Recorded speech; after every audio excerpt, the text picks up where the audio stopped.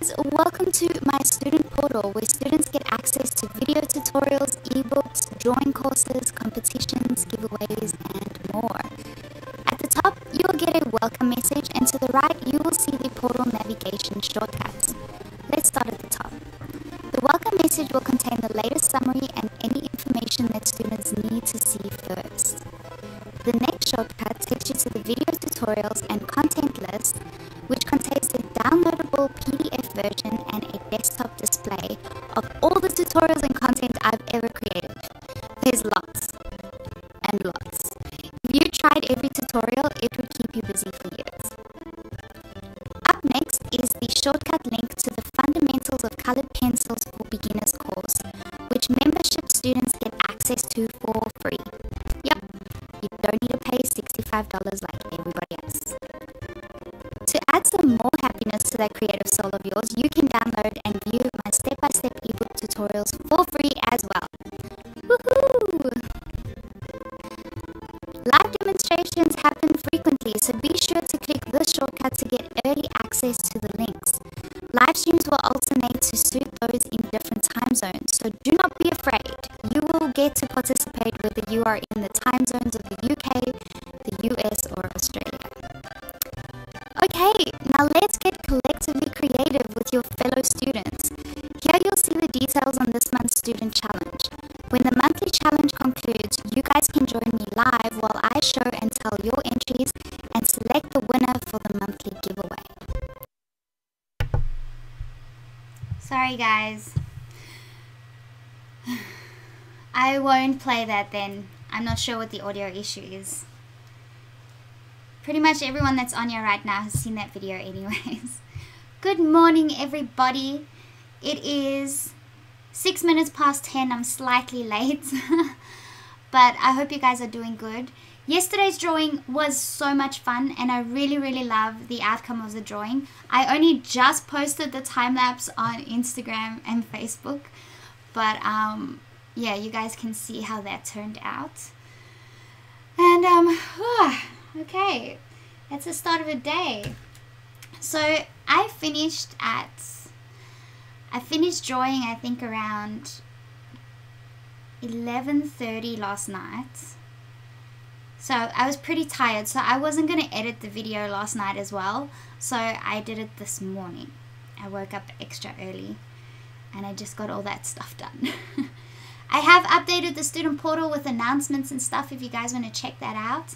I put a new calendar on there and everything so you can know what times the live streams and stuff are going to be. I'm going to start early tomorrow. Tomorrow I'll make a really early one, and then on Thursday, my Thursday, your Wednesday, I'm going to take the day off because Vinny is working weekends, so that's the only day he's got off. So I want to spend the day with him, so I'm going to take Thursday off, but I'm going to do an early stream Wednesday, your Tuesday. So this is why you need to check out the calendar, because then I've got it divided into the times and dates for the US and for Australia. It gets very confusing because I explain it on my days, which isn't necessarily your days. But let me explain it in your days. So for those in the US and the UK, on Tuesday, I am doing a very early stream. So it's going to be around 8 p.m. for those in the UK and around 1 p.m. for those in the US. That's going to happen tomorrow. And then your Wednesday, I am not doing a live stream. And then on your Thursday, I'll do a regular live stream. And your Friday, I'll do another early live stream. Okay. So is the audio and that okay now, or just with the mic? I'm not sure why the video gets all crackling like that. Sort of sucks because I like having a little intro to the live stream, but I might remove the student portal part of it and just leave it as a simple intro as to what we are drawing today and what materials I'm using. But anyways, that is in the description if you want to know. So some of you may remember when I did the cat, I did Alex's cat. Her cat's name was Lisa. And we did like an overlay image where we did a forest sort of scene in the head and the background. And I have the same sort of concept going in today's drawing for Uzi. So this is a King Shepherd, it's Uzi. The reference that you see on the screen is the one that was submitted, and then the one that's on the left is the the one that's on the left is the reference that I've done for it. Now on my Facebook page, I've commented in the comments of the live stream. I have put this image there if you guys want to look at it, and it's pretty much a park. So you can see the trees and that in the ears, and then the horizon area, so it's sort of just the distance in the park, which is going across the forehead. And then he's got a Kong in his mouth and he's got more trees on the side. So we're doing this sort of overlay image, and then I got the blue sky and some birds in the sky, just tiny little birds in the sky. So that's what we're going to do today.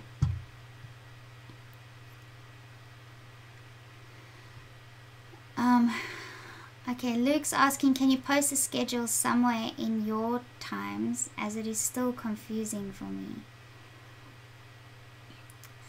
Okay, Luke, I'll post it on my Facebook page at some point.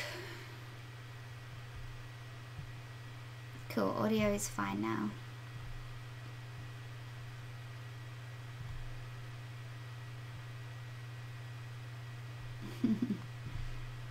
Hello everyone.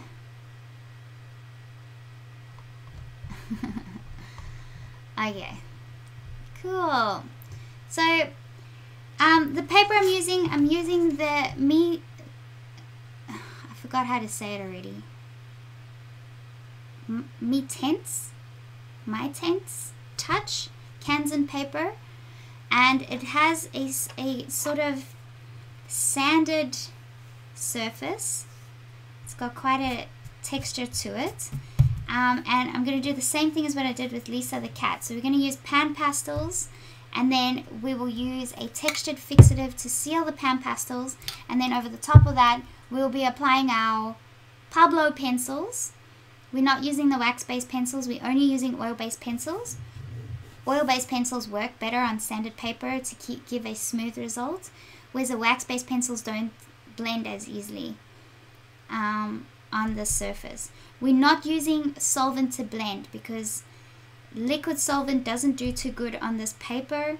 I just know that because of Bouquet's videos. I haven't actually tested it to see what it does, but apparently you shouldn't be applying liquid to this paper, so we won't be doing that, and that's why we'll just be using our pencils and our PanPastels and the textured fixative, and that's it. Yep, that's it. Okay, I'm going to be freehanding the outline today. I'm going to do the same as what I did with Lisa the cat.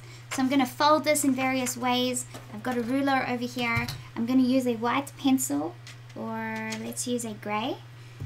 I'm going to use a gray pencil, and we are going to find all our little points, and we're going to put this outline in using the freehand method. So this is the method I use when I do a freehand outline. I don't think it'll take too long. I mean, it's pretty much, you just need to get this triangle established, and then where the eyes are going to be, and make sure the snout is in the right place too. And this time I'm going to do it properly, not like what I did with Peanut the cat, and I ended up needing to transfer the image because I was in a rush. Okay, Valerie says that it's the Sennelier sanded paper that Bouquet has issues with solvent. So not necessarily, or issue with any liquids, fixatives as well. But anyways, I'm still not going to use the zester to blend because I don't need to. You'll see when I apply the pencils it goes on smoothly anyways, and it's very pigmented and bright, so I don't actually need to use the solvent. Ooh. So looking at this curtain behind me, I am getting these amazing 3D curtains hopefully soon, which is like a sort of forest scene, and that's gonna hang behind me. I can't wait. Okay, cool. Well, Valerie, we might test it on a little section with the solvent and see what happens, but we don't really need it, and I'll show you why. Oh, music.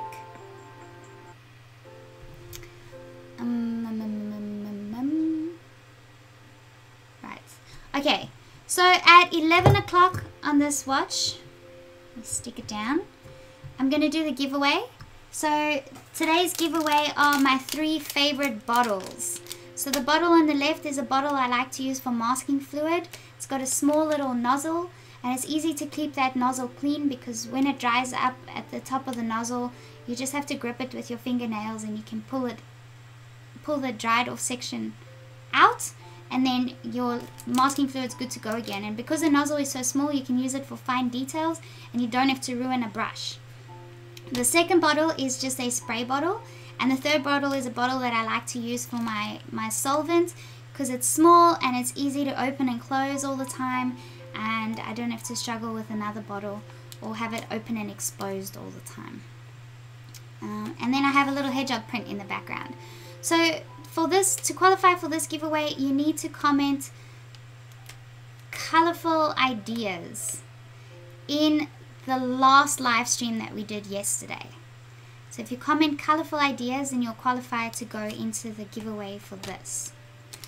And then tomorrow's giveaway is just a simple print. So it's just a print of one of the flower, I called it Shimmering Violet, and it's one that I did quite a long time ago. So this is the first flower that I felt was a pretty decent drawing. So this one I did in the sort of the beginning stages of me really getting into colored pencils. So this is a very important drawing to me because this is the first time I drew a flower that I really liked with a cool soft green background. And yeah, so I've never really sold prints or anything of it before. I just haven't really put it up. But it still makes a beautiful print, and it is a piece I'm very proud of. So that's going to be tomorrow's giveaway. And I don't know what I said the word is going to be. Playtime. Okay, yes. Because Uzi has thoughts of a park and playing in a park in his mind, I made the special word playtime. So when the stream ends, you just have to comment playtime in the comments below, and then you'll qualify for the violet giveaway, the print. Okay.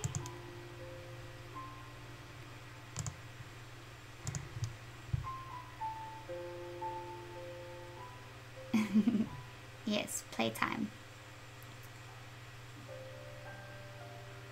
Chris is asking, how much would I learn if I go to an art school? You'll learn a lot of unnecessary things. So you would obviously learn a lot of theory and stuff. I haven't gone to art school, so I can't tell you for sure, but I'd imagine that you would learn a lot of different things, different styles, and it'd probably be a lot of history. So it'd probably be like half history and theory and half practical. So I would imagine it to be fun. Whereas if you just teach yourself, you will teach yourself what you want to know and not all the extra things that you wouldn't use later on. That's my opinion. But anyways, okay, so let's move some of this stuff aside.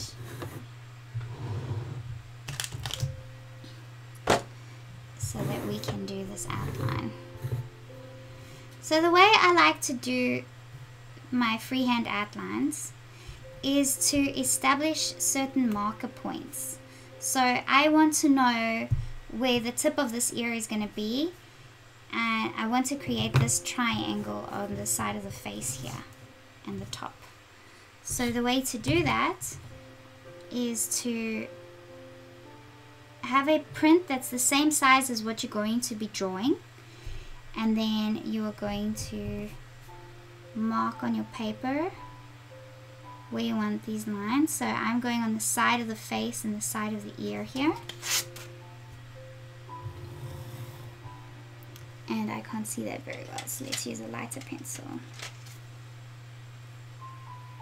Where's my watch?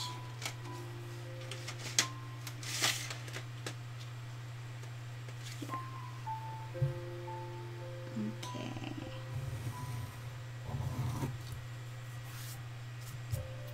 That's a bit better. Now I want to find the other side, which is going to go across like this. I might use a green. I'll probably see a green pencil a bit better. Let's use this one. Okay, so this one's going to go across to the side of the snout over here.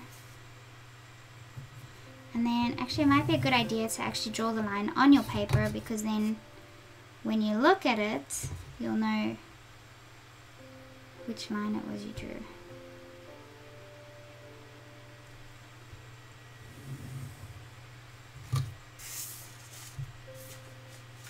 Okay, and then I'm going to put this line in here.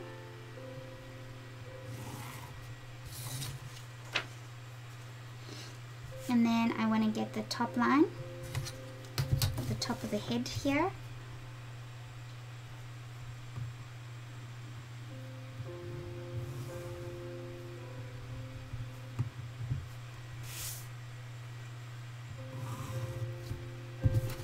So I've got that very important triangle.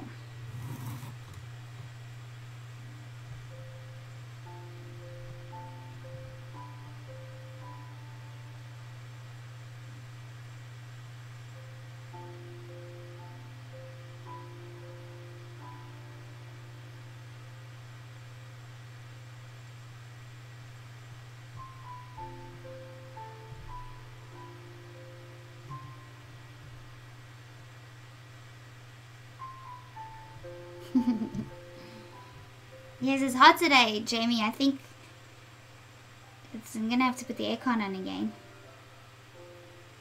Okay. Now I want to get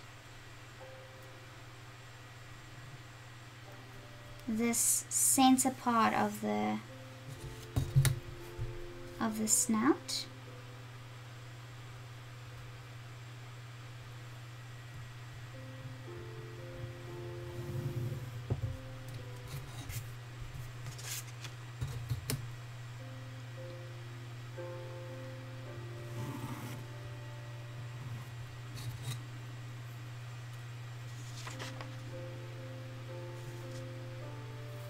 Let's get this horizon line of the park.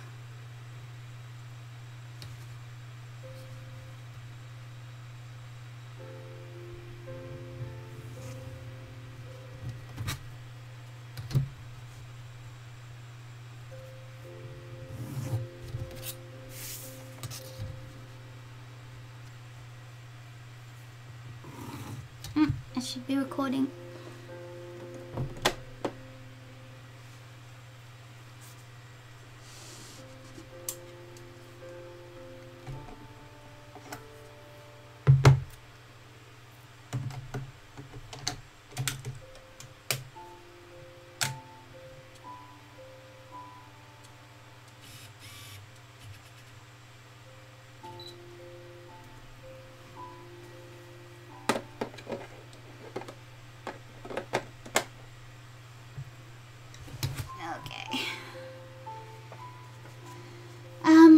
What else do we want? We probably want the bottom of the eyes.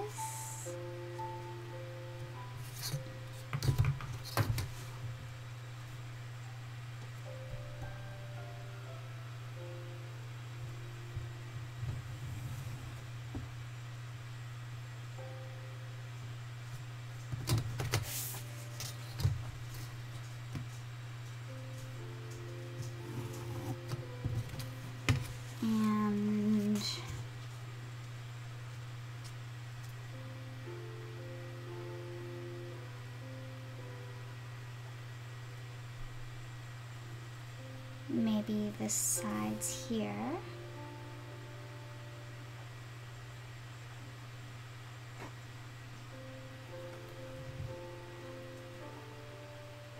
What are you doing? You okay?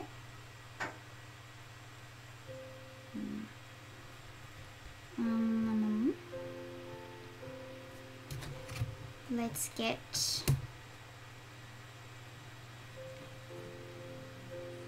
the bottom of the snout.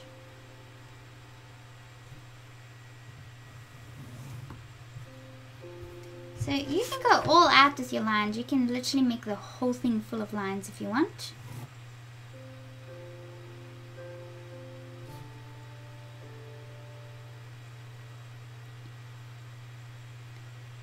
Okay, so the eyes,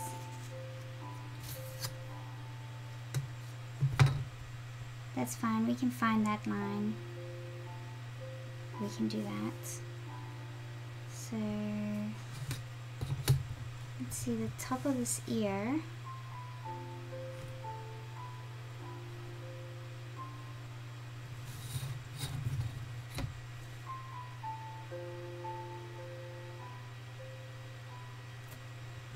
Let's just go here for the eyes.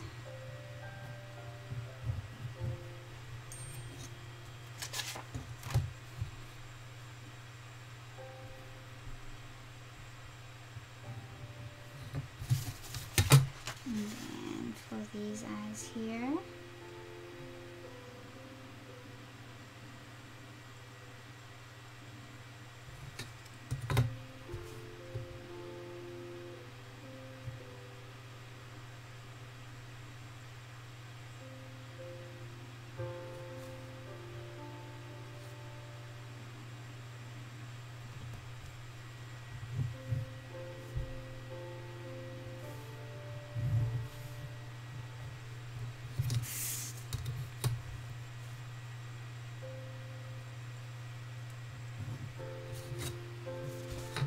Okay, so let's see what we can do with that outline. So now that I can see the lines on my print, so I can working pretty much using the blocks that I've created in here, work out where everything needs to go.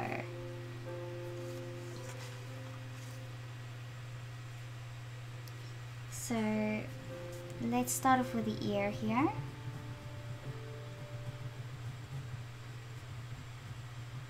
Trees are going to go like that, an indication of the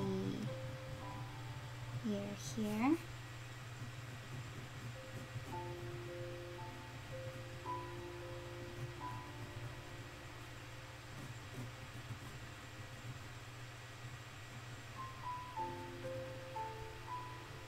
Got trees here.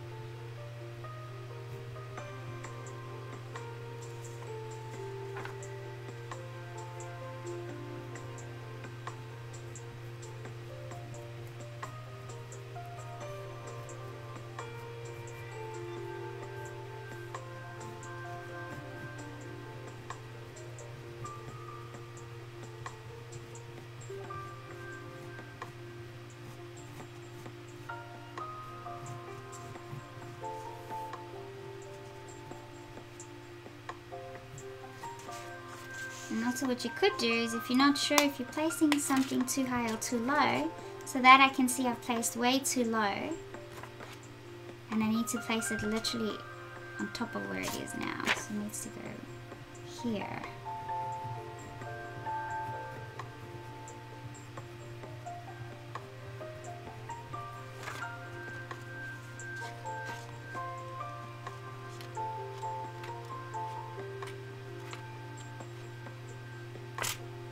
lines too. So to erase that, you can just take a brush and wipe it off like that. I won't wipe all of it off, but it will wipe off any excess. So here.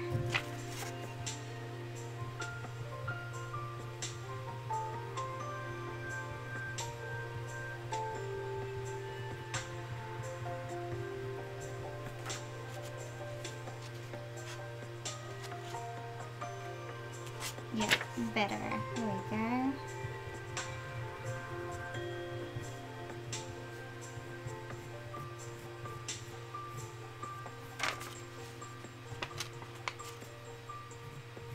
Much better.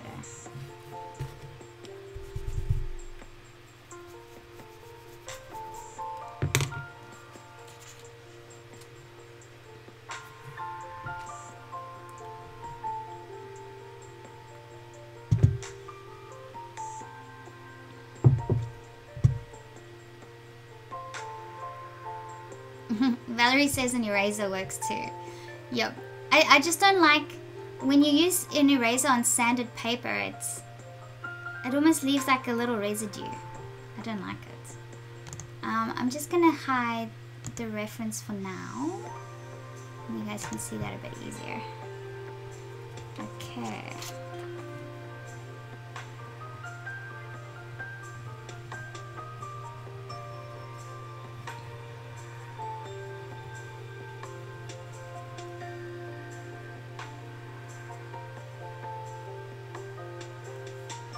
So the snout is just on top of this line here.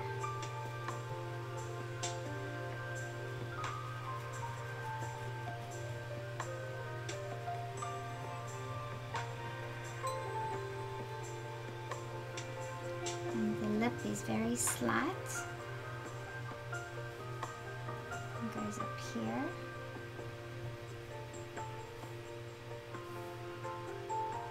And then the Kong is coming out of the mouth here.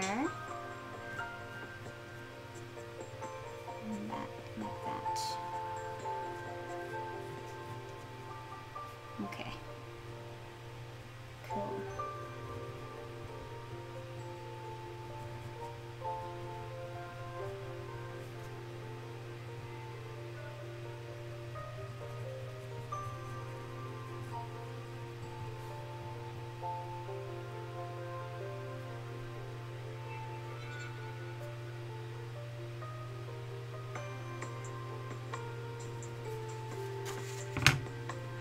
Might do something quick to see my lines a little easier.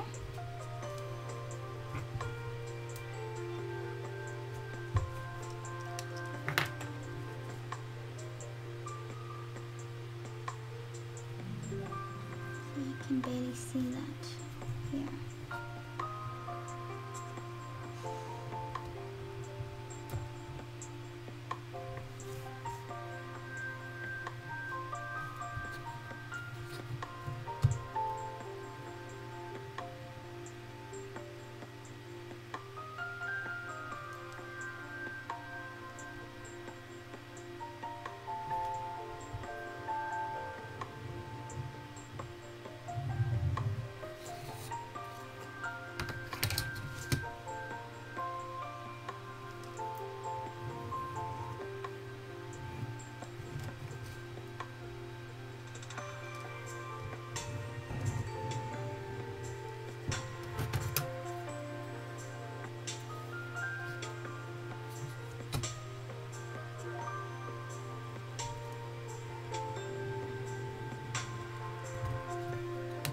There we go, that's easier to see.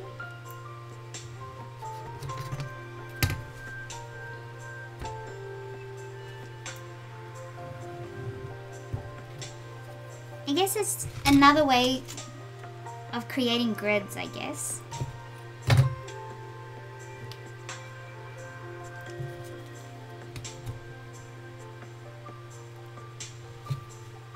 And then you can work within these grids pretty easily.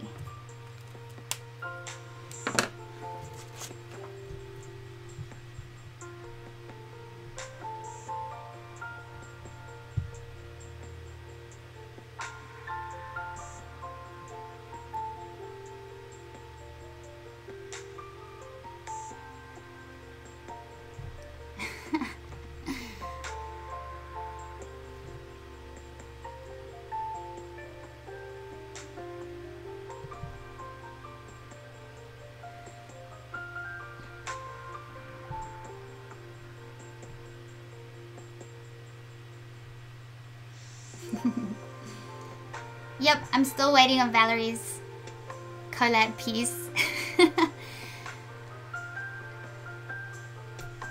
Upside down Christmas tree. That's so cool. It is too. Jamie says, I love watching how you draw your reference this way. Very educational.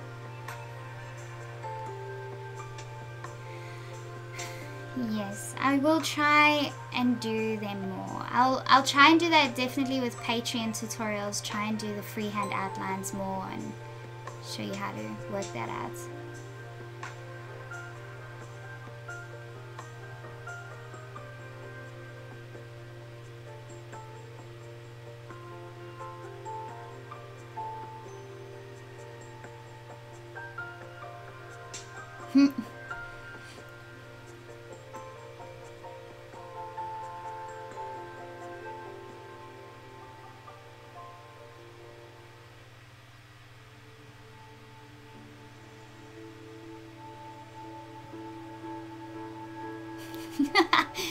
Ah, David. That's funny.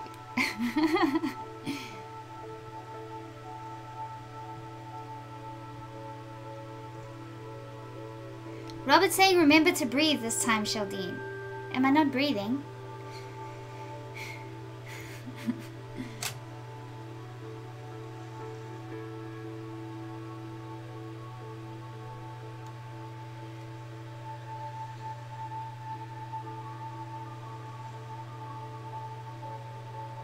Luke's asking if this is part of the 5-pencil method. Sort of, yes. I think that the 5-pencil method does have a very strategic way, the same way of doing it for all references, but it's pretty similar. I haven't watched their video in a while. I need to watch it properly. But it's a really great method to follow if you're doing portraits. If you're doing your own outlines for portraits and you're not transferring your outlines, use the 5-pencil method. But yeah, using lines like this and just finding certain key areas is what the 5-pencil method teaches, yes. So this whole idea is what I got from the 5-pencil method.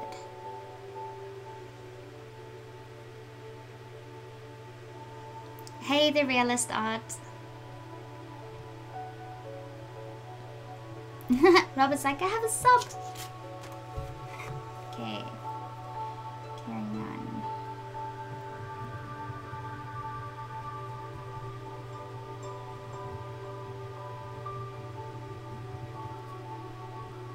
So now that I can see those lines easier, I know it's easier to work out where these outlines are going to go.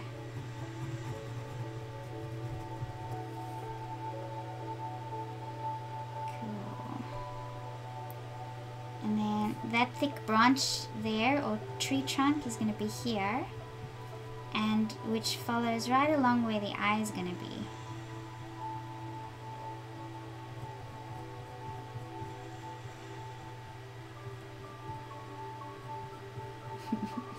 I love the look on Yuzi's face. I wonder if it's Uzi or Yuzi. Lynn. I don't know if Lynn's on right now. I'm not sure about the time zones for Lynn either.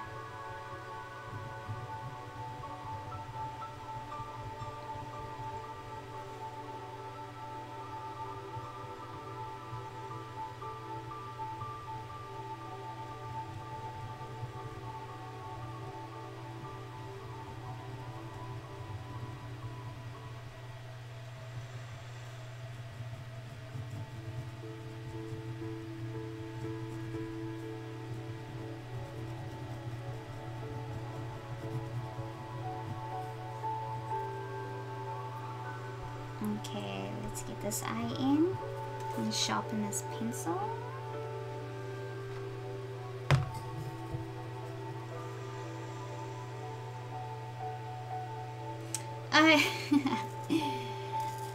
Robert's saying you're breathing, but you were not the last cat drawing like this you did. Moral support. Yes, I was very nervous of the last cat drawing because I hadn't tried that before, and drawing something with an overlaid image, I had no idea what it was going to turn out like, and that is my favorite picture. I'll be honest, I love all of them, but that is my favorite one that I've done so far. But now that I know that I've done that once and it worked out really well, I'm super excited for this, and I'm totally breathing. Chris, you're asking me questions that I'm demonstrating.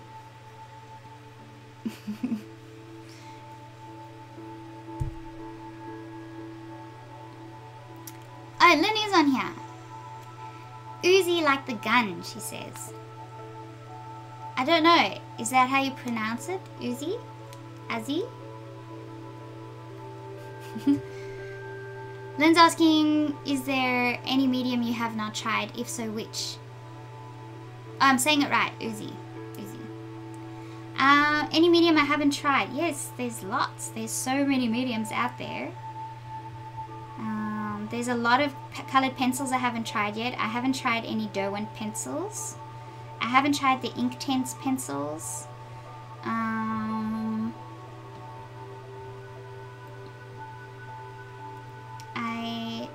I received some. One of you on the Facebook page posted a Kogan link on the Faber-Castell Pitt pens. So I've received them. I haven't used them before. Yes, I went and bought the set. That was a very, very good price. And Kogan's shipping is so fast as well. So I was very pleased.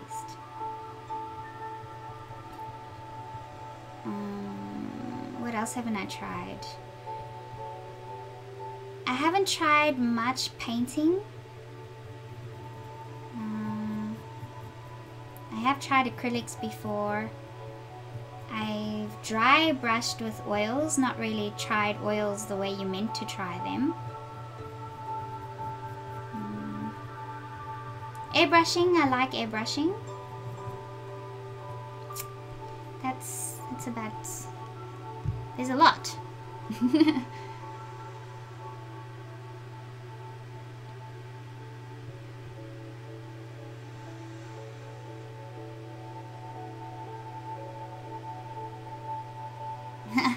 Yeah, so all of you have the same favorite. Yeah, that cat turned out really great. No worries, Valerie. David saying, oh dear, good prices. Hey Nanette, yay! So nice to see you on here.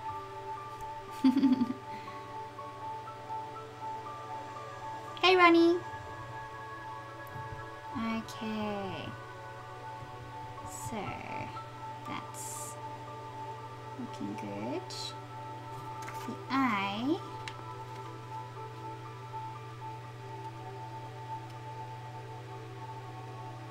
Okay, it's just more that way. Okay. Let's just try and remove some of that. Oh, no, that blends it in. It does not remove it.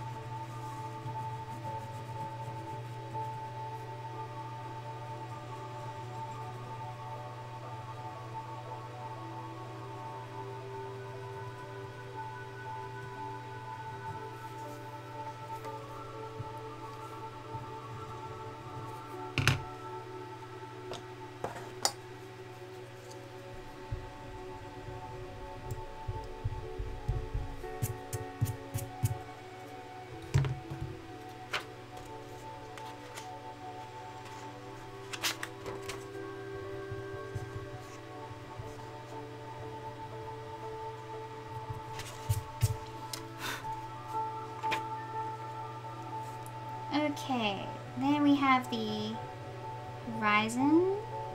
We've got trees.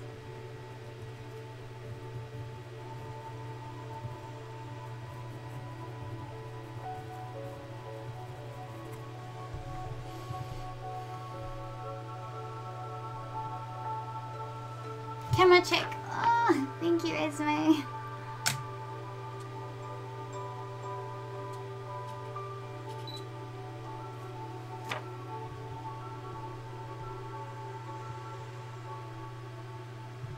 Luke says, kneadable graphite putty from ArtGraph looks like an interesting art supply. Kneadable graphite putty. Huh. Should share that on the Facebook page.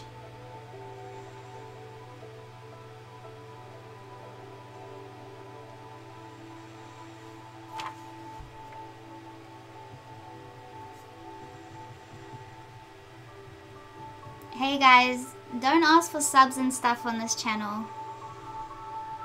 Everyone will do that on their own if they feel they want to.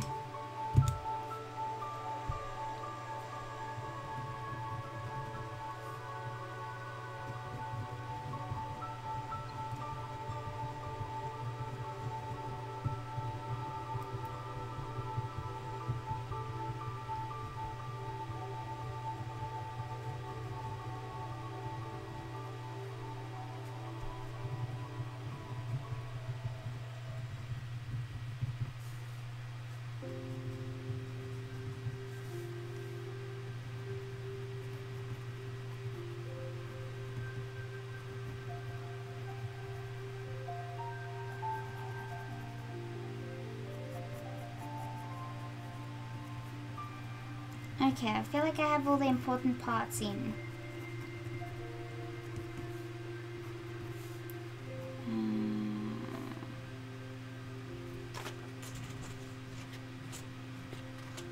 Check that goes a little further there. Oh, yep, we need this here. These trees.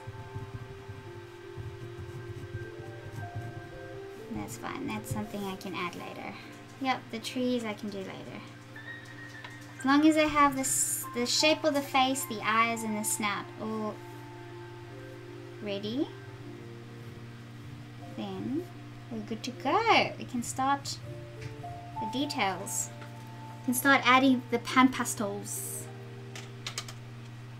The PanPastels.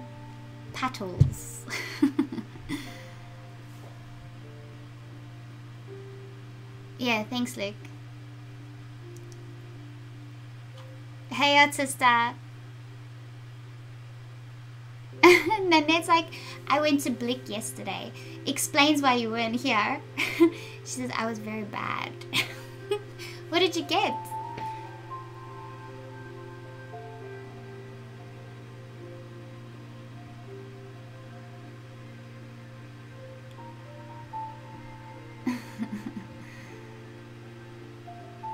PanPastel bad. I think I'm a hoarder. How many did you get? They are so expensive. Define need. I'm exactly the same. Okay, I want to put in the blue sky. That's the easiest part. So I have ultramarine blue tint over here. And I have my PanPastel sponges over here. And a paper towel. I have a section open here so we can do any testing.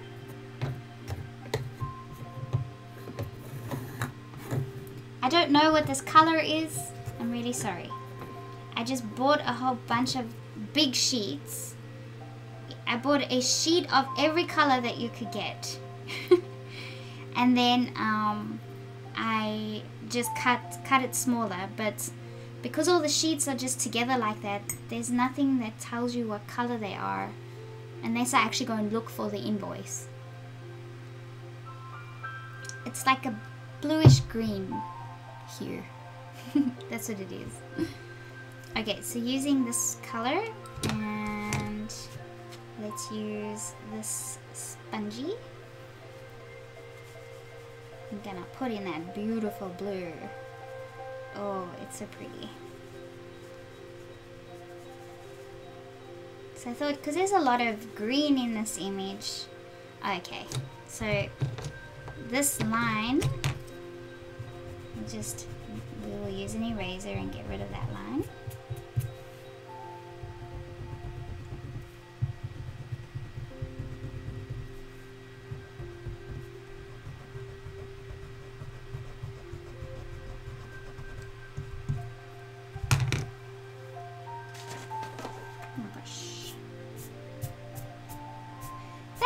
Outline went pretty quick. I'm very proud of how fast that went. That didn't take long at all.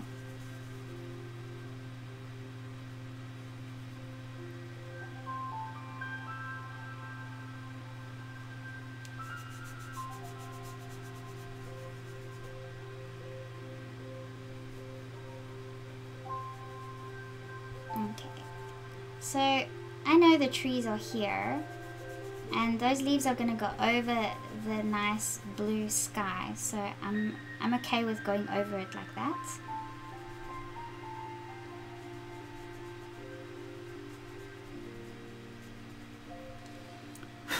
And when you do your outline like that and you're missing a line, it's easy to just take your reference, put it over the top, and quickly adjust things and add things back. So that's why it's quite a nice method. Do I need to maybe increase the contrast or something? Can you guys see that okay? Or maybe zoom in a bit more? No. It is pretty light anyways. Let's see how we go. I'll do the eyes next because the eyes are gonna stare at me until they're done. Or I don't know. I like getting the eyes done first, and then I can look at the image all the time. It's not like when you watch a time lapse and the eyes aren't done, and it's like that's the only thing you're waiting for, is for the eyes to be done. You can't leave it till last.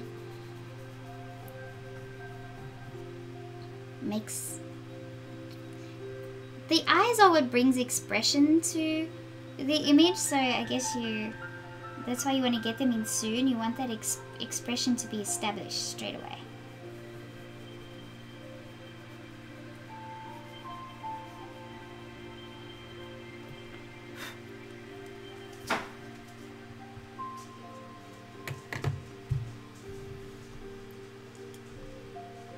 Remember, if you have any questions for me, put them in capital letters, because I may miss it. Or tag my name in it.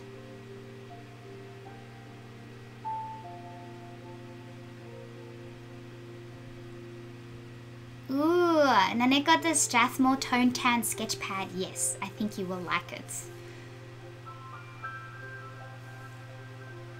Hey George, welcome to the chat.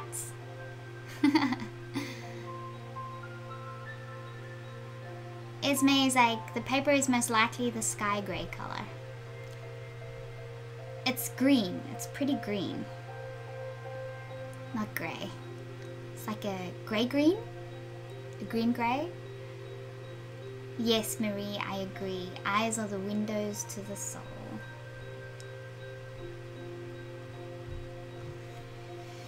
Coolios.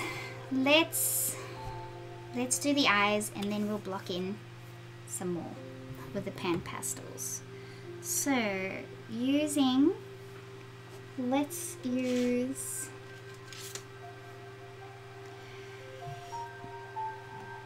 charcoal grey and Bister.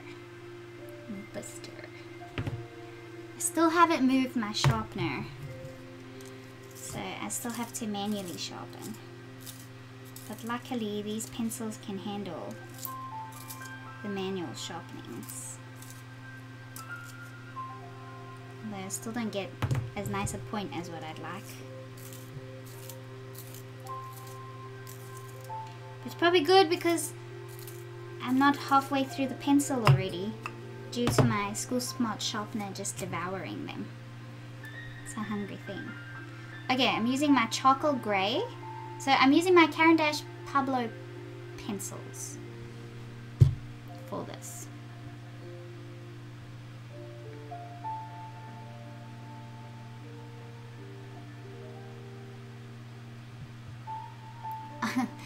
Sister, I know the colors on the bottom of each of the PanPastels. I was talking about the paper. Is the color on the bottom of the paper? I don't think so. I don't know.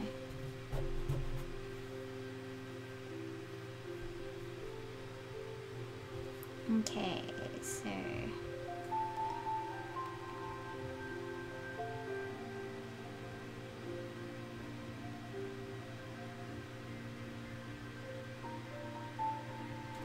I'm going to keep my line reference close by. Let's put it over here.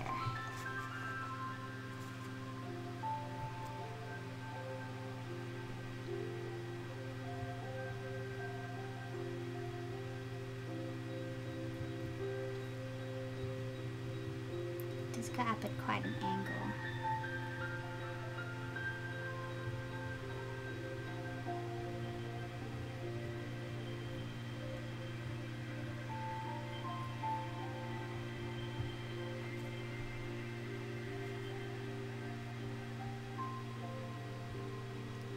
Goes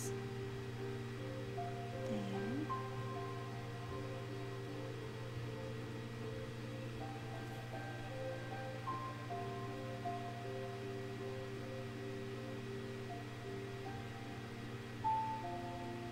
This goes here.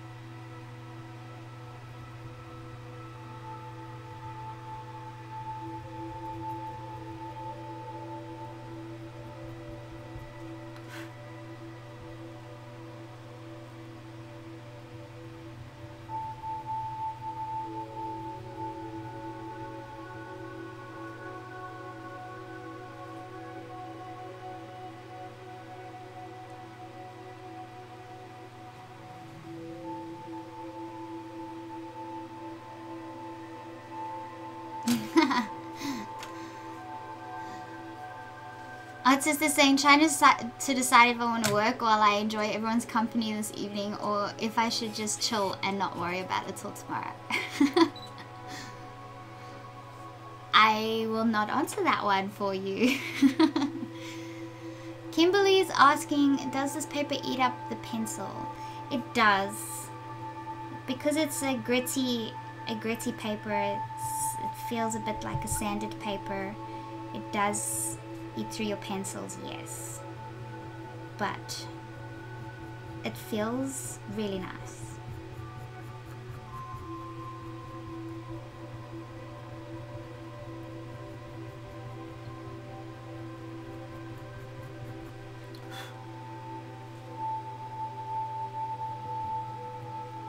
Okay.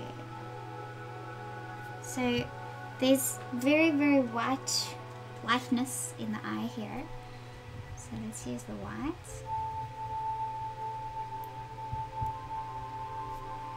And then let's use some of the bistre. So this is actually, the pupil is very black.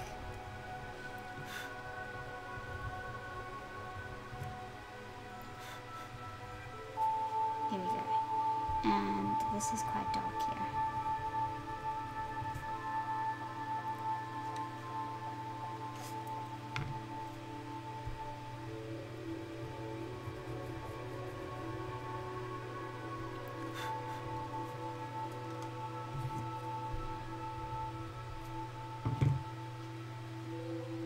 Right. I won't go too much detail, I just want to get the eye established and then we can add more.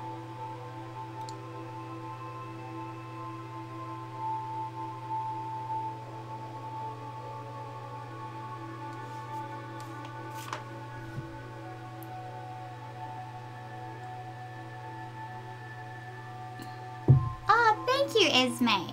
Let me write that down. So the color code for this paper is 354 sky gray.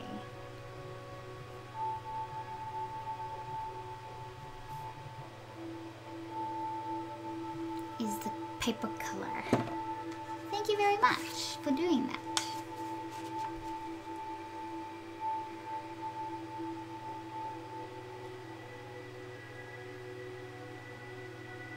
Thanks, Luke. So it doesn't have too many colors, but yes, I think this is the sky gray. Thank you very much. You guys are so helpful. Okay, let's do this eye. My iPad screen cover or screen protector has so much residue on it. I need to replace it again, but I need to get another screen protector. And the residue is causing weird reflections.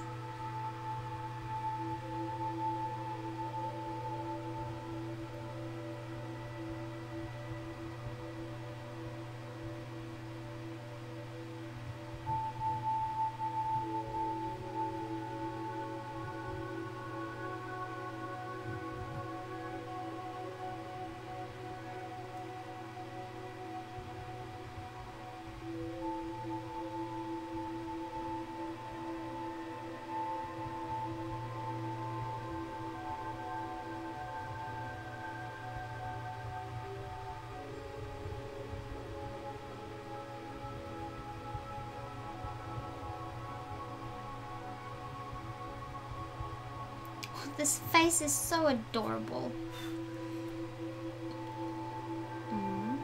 And so this photo isn't the best quality photo, but it's not going to matter because we're drawing it quite small.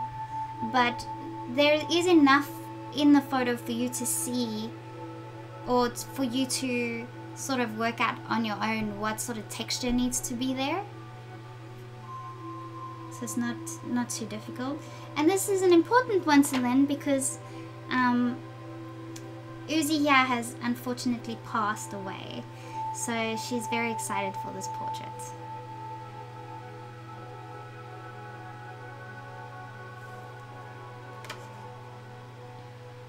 I'm going to use some of the bistre.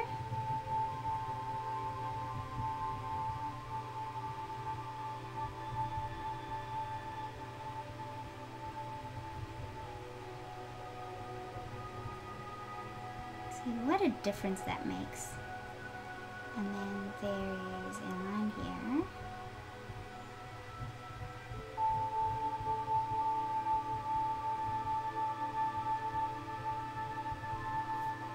So just having those eyes in, it's a little more fun now to carry on with the background.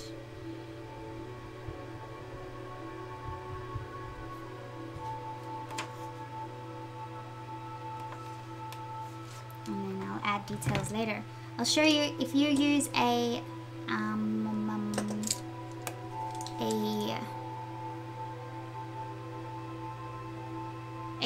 shaper, so a pastel shaper thing, you can use this to help blend those areas in to make it look smoother. it'll take that textured look away. So you don't have to use solvent to do this because the shaper does a very good job on its own.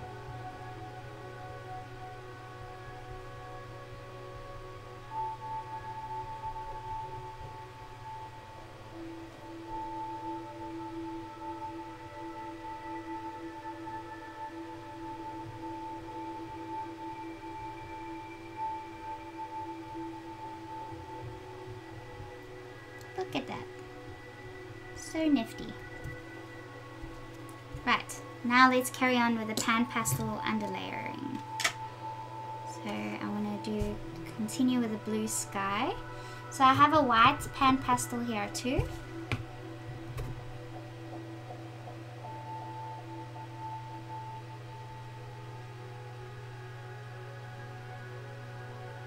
Put some clouds in. Actually, I think I need to go an even brighter blue, which will make those clouds pop out even more. Let's see if I can get a blue that's just a smidge darker.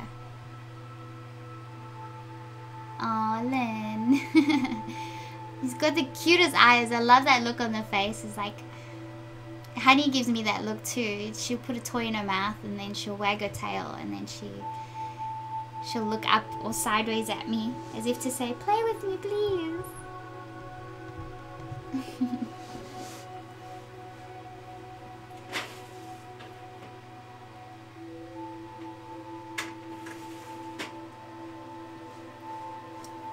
So I have this blue. It's very, very bright.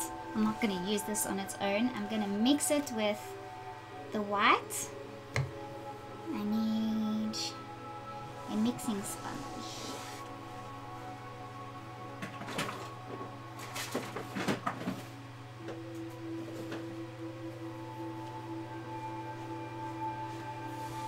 So if you want to mix colors, you just take a sponge like this. You take the color that you want. This blue is ultramarine blue. And you put it on, you can put on a sponge like this. And then take your other color. We have a light blue or a white.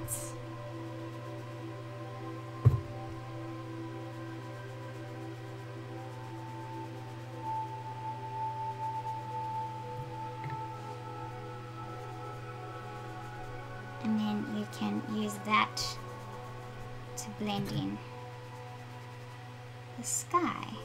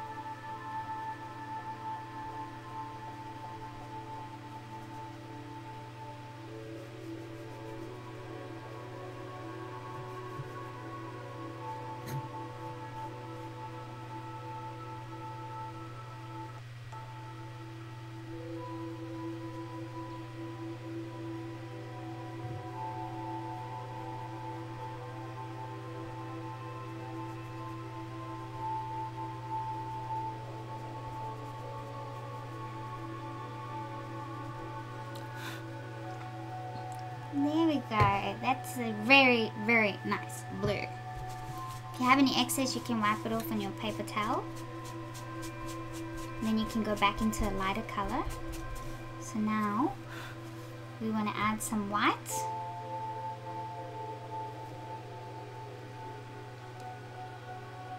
Just recording. Those poofy clouds.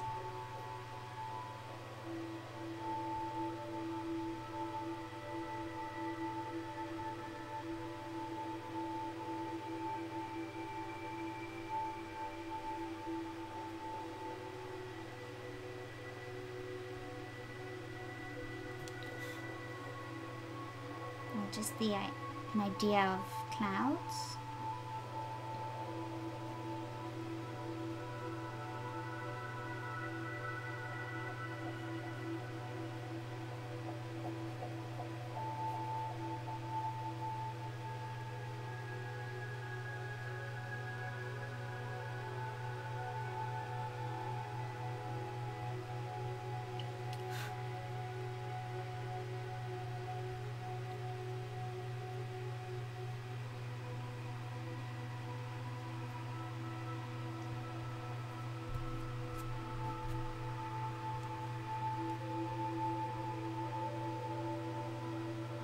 cool. How cool is that? That really worked nice.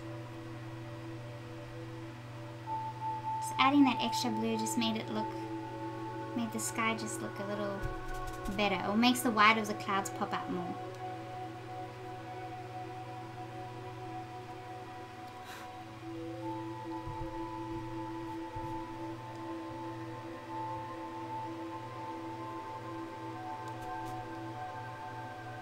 Okay, now let's pan pastel in some of this green.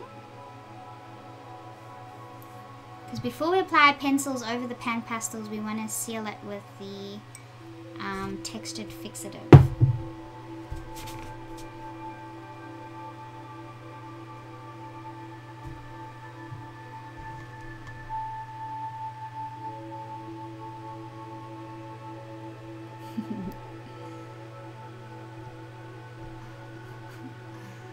Wicked saying, so satisfying to watch that pan pastel get on paper. The colors.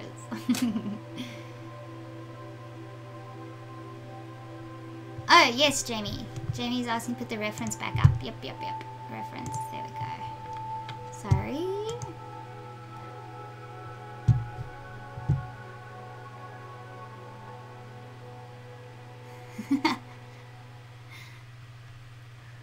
Jamie, if you're going to be on social media, you may as well be on all of them. And yes, we are all crazy people.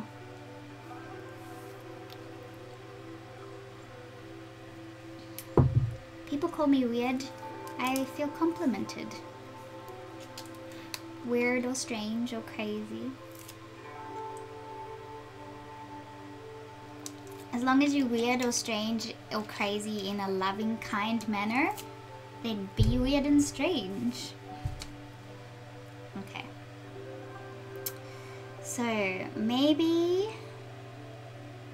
let's. Okay, I'm gonna do the browns and the dark areas first. So using burnt sienna shade, I'm gonna use this flat pastel. This flat spongy, and let's put some of these warm tones in here.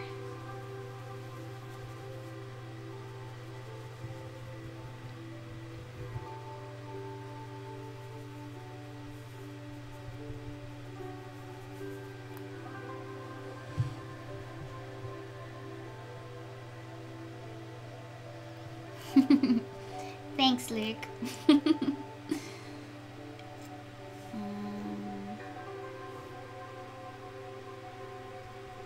And here.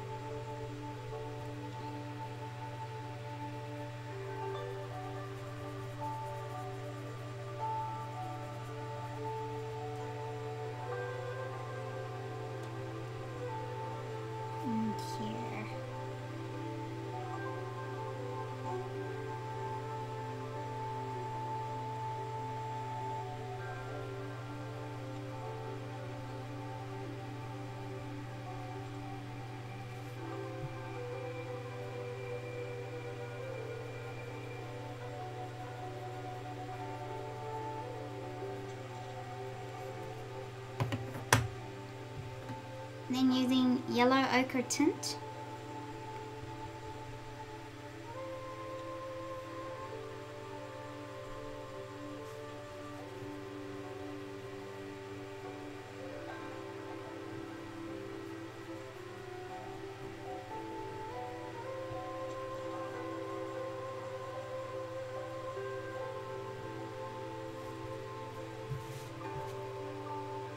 Okay. Now let's go in with the darker tones using natural grey extra dark. Camera check! Ah!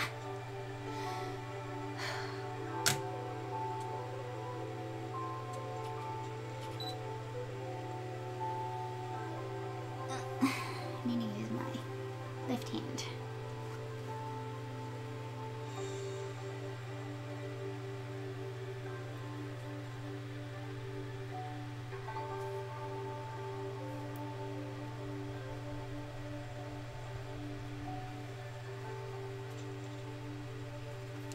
So much of a reflection on my iPad screen.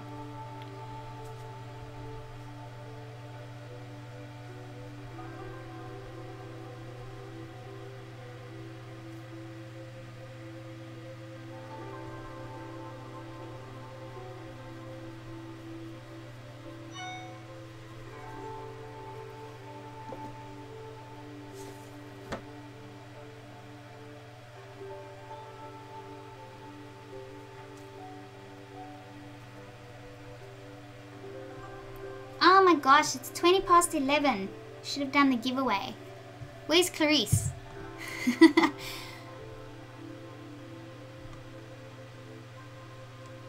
Kim is asking, what is your favorite medium? Right now, my favorite pencils are the Holbein pencils. Mary's asking, how do you feel using that paper? I love this paper. It is so nice to use. It has a bit of a texture and a tooth, but it's still, you can still get a really nice smooth result. Touching the paper and applying the PanPastels to the paper feels very, very nice. And yep, I love this paper. It's really great.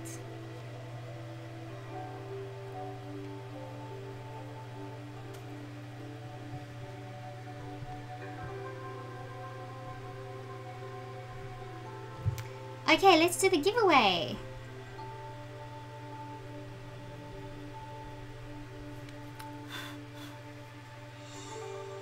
No, stop. Okay. My tummy's grumbling. I'm not hungry. I did have breakfast. I had a fast food breakfast. I just had 2 bananas and a punnet of strawberries.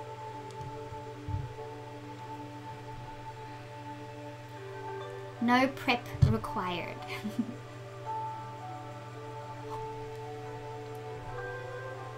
Okay.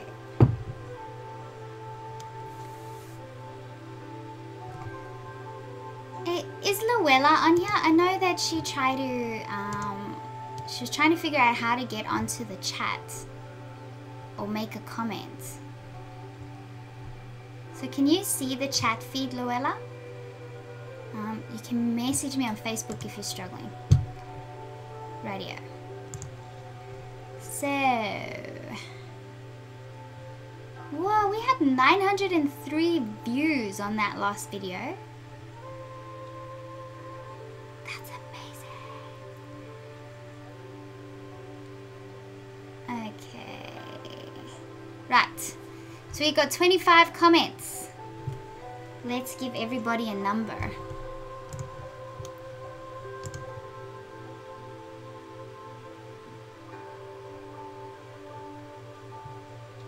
Clarice is back for now. Okay, we're gonna do the giveaway now. Radio.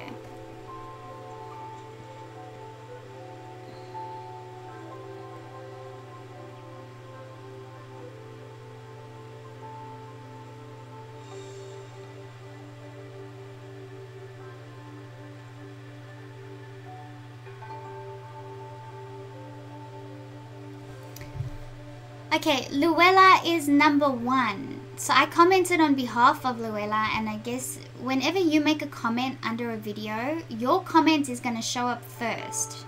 So I had someone think that I didn't mention their name because they saw theirs first, so they thought they should have been number 1.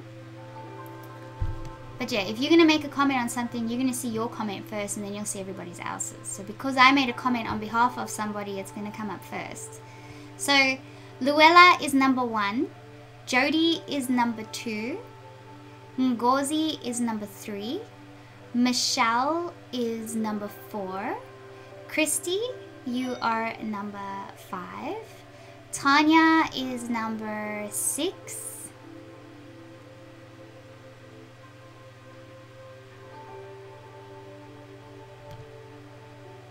Mary Ellen is number 7. Rob is number 8. NMNDK is number 9. Amy, number 10. Joshua is 11. Majin is 12. Michael, 13. Angie, 14. Luke, 15. Tracy, 16. Barb, 17. Christine, 18. Clarice, 19. Jada, 20. Joanna, 21. And Marianne is 22.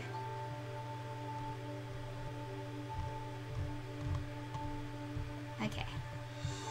So maximum is 22. I'm on the right video, right? Wait, am I on the right video? Yes, I am. Okay, so 22.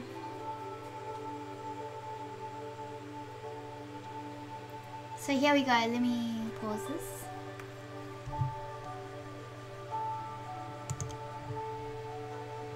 So I will set the maximum number.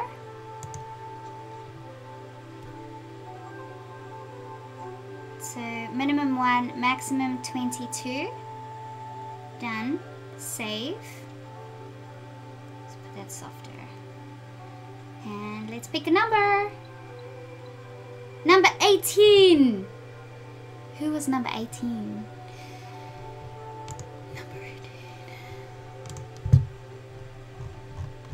Go from the bottom. We had 22, 21, 20, 19, 18. Is that Christine? Okay, let me go count again.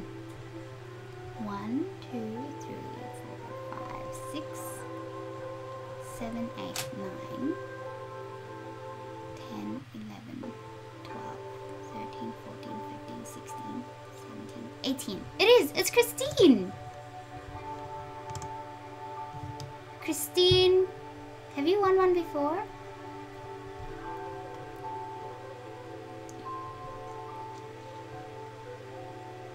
Christine is 18.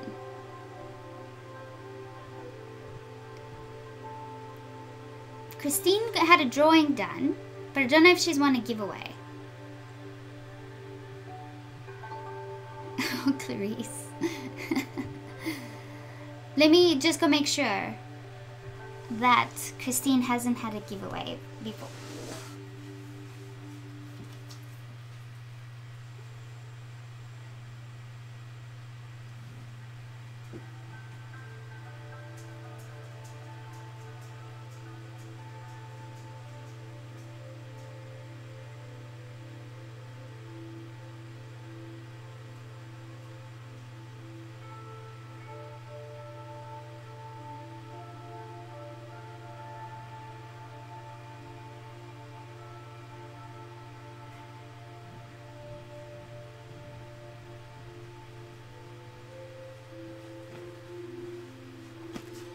Christine hasn't won one yet, so congratulations, Christine. You get the bottles. You get these guys. And then tomorrow's one is the print of the violet, and to qualify for that one, you just have to comment under this stream once it finishes.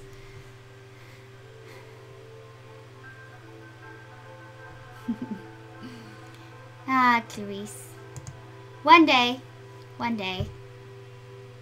It seems like my students are very, very lucky because it's those that... Christine, you just won. This is so weird. You must hear the universe shouting out at you.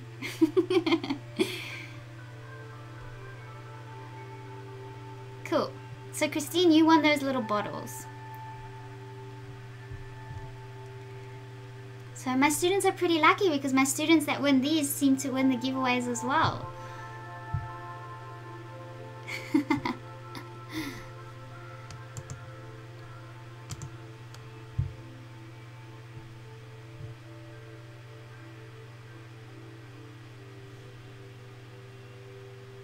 Okay, congratulations. Now, in half an hour at 12 o'clock, I will pick tomorrow's live drawing.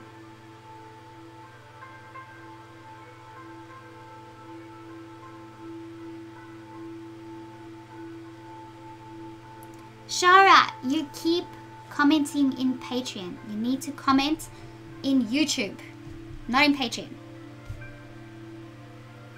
Okay, so using the neutral gray extra dark, I'm gonna continue adding in these darker values.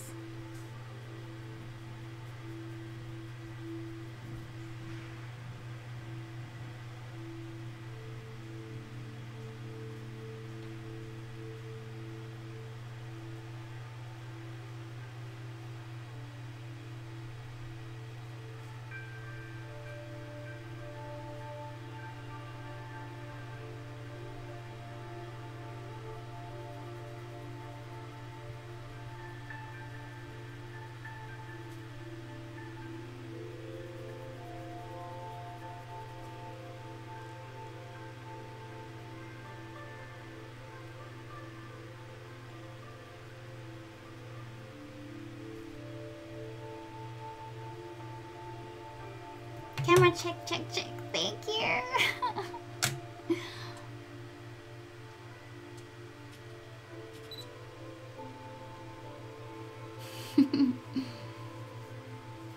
Oh, Christine says that's what I really wanted. I'm glad. I'm glad. They are very, very useful bottles.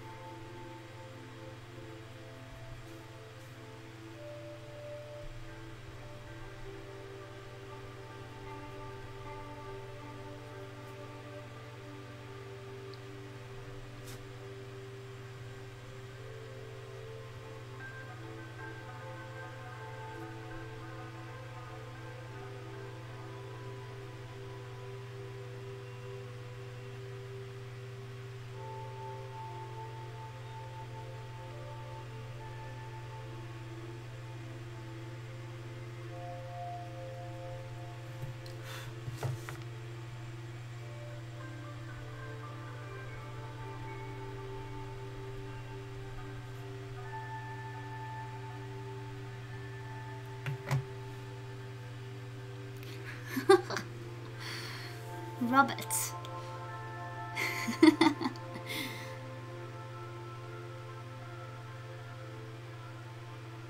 Aww.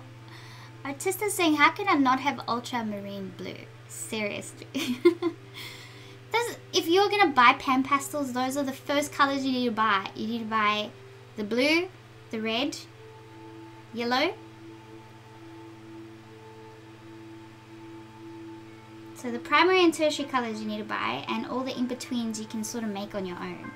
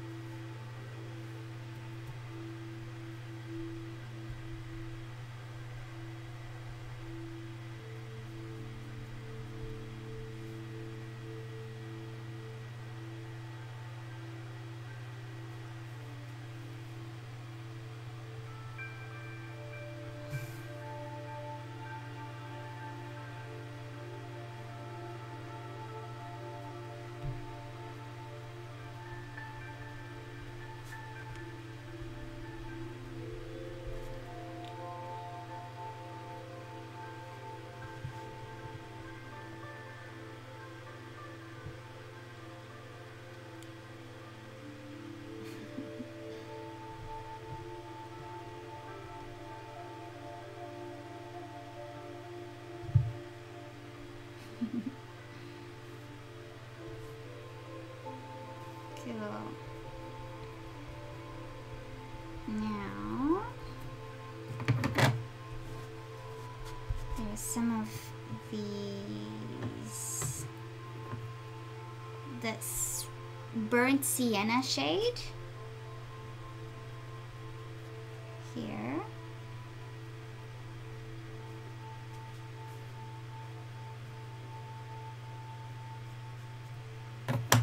And the yellow ochre tint.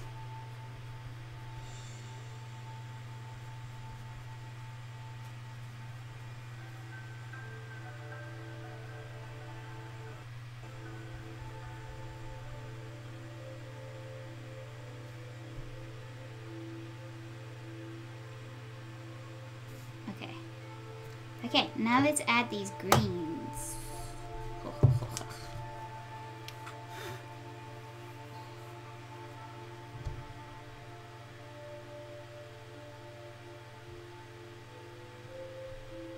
Hey Maureen, you back?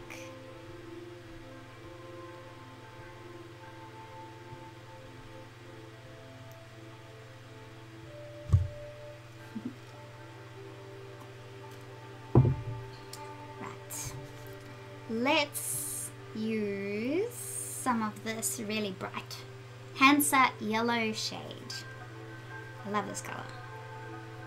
Just pops.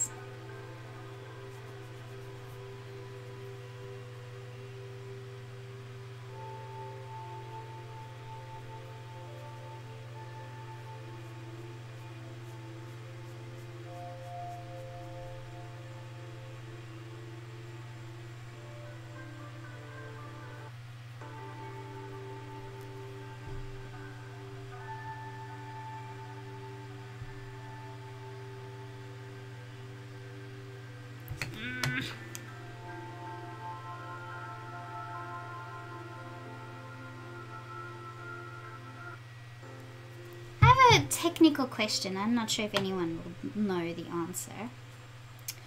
But so I am playing royalty-free music as a background music, but I still get copyright claims on my YouTube videos, so which means I can't monetize them because I'm playing the music.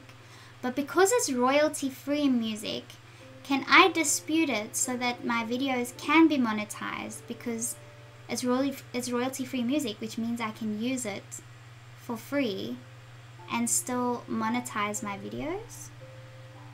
So I'm wondering if I could just dispute that and have my videos monetized, regardless of the fact that I'm using someone else's music, but it is royalty-free music, which means I can use it. And I don't know if I'm asking that in the right way.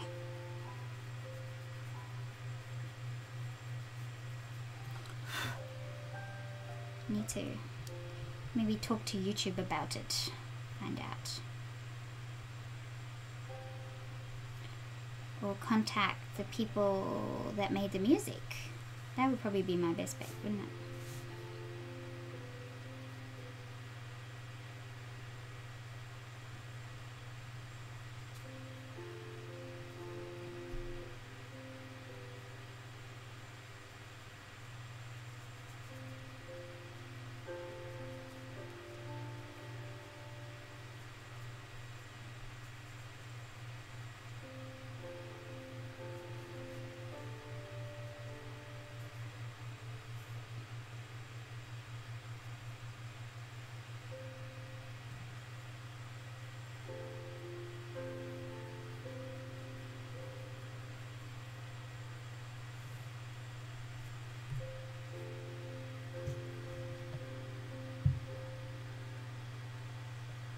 Artista's saying, yes, you can dispute, but some sites are a pain to deal with.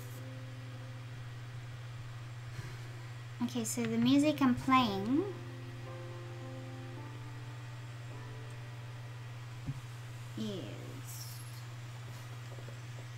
it's this one. It's a morning music instrumental. Let's see what the description is.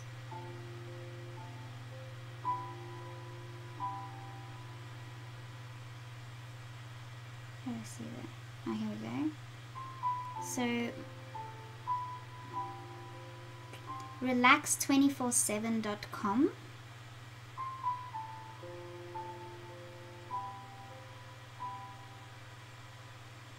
And it says royalty-free background music.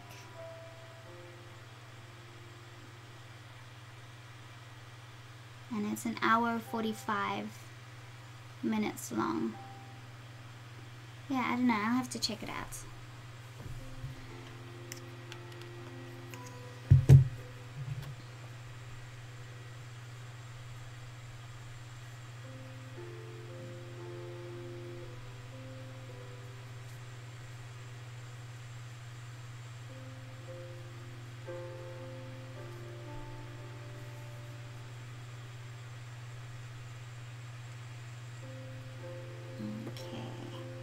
Now let's use Chrome Oxide Green Extra Dark.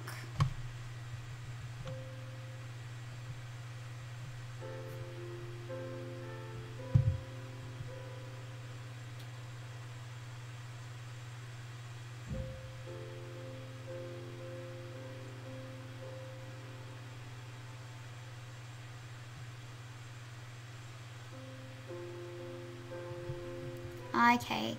Christine says that her son earns a living on YouTube and disputes all the time about things like that.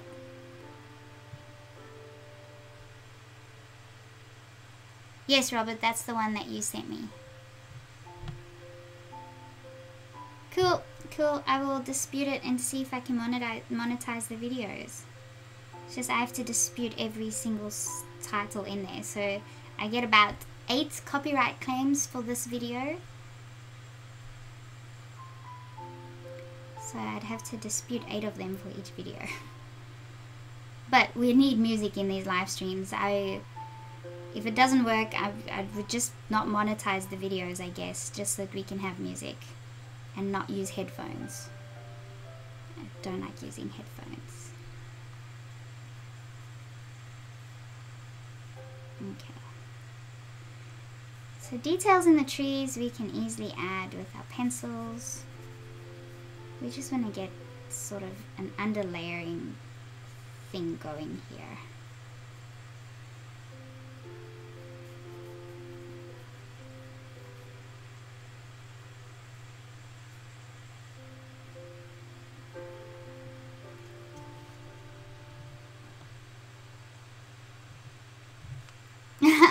And he always wins. Cool. Okay. Well, then I will do that without being worried about it.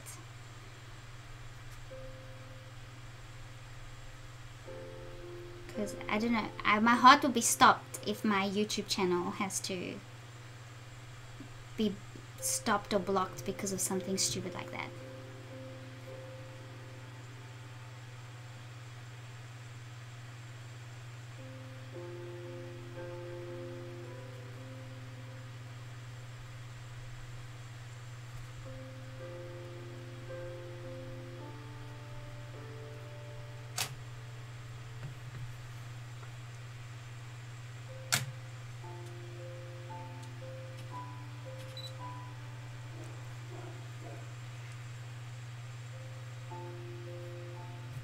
Camera check, check, check.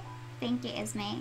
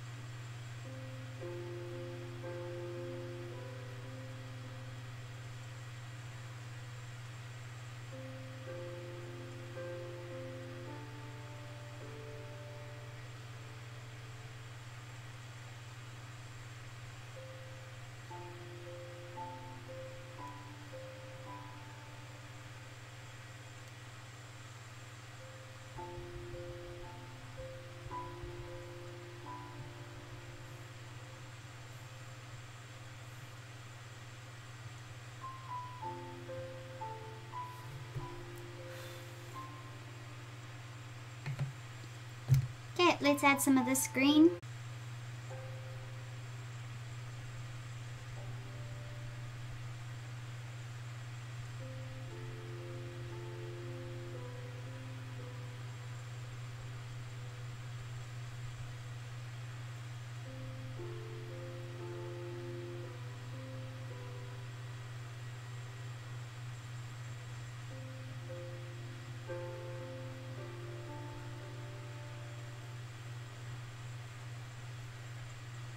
Okay, there should be blue sky on top there. So we'll add that. And blue sky over here.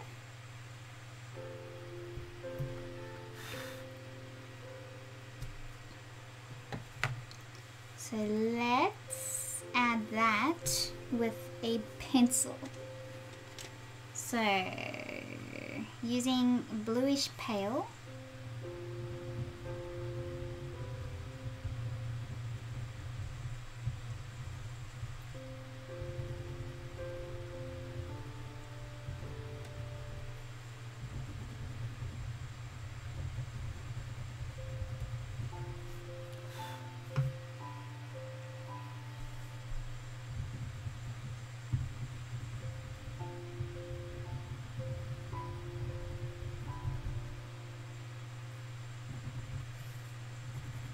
Just add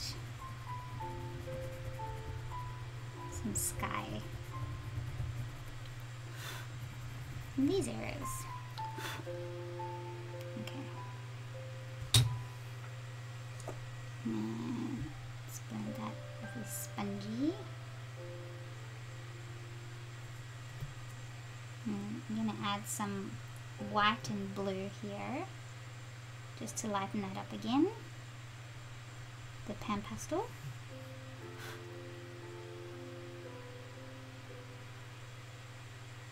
There we go. Okay, and then we're going to add the red here, and then we're going to seal it with the textured fixative. So, cleaning my sponge. Actually, let's just use. I'm just going to use one of these ones.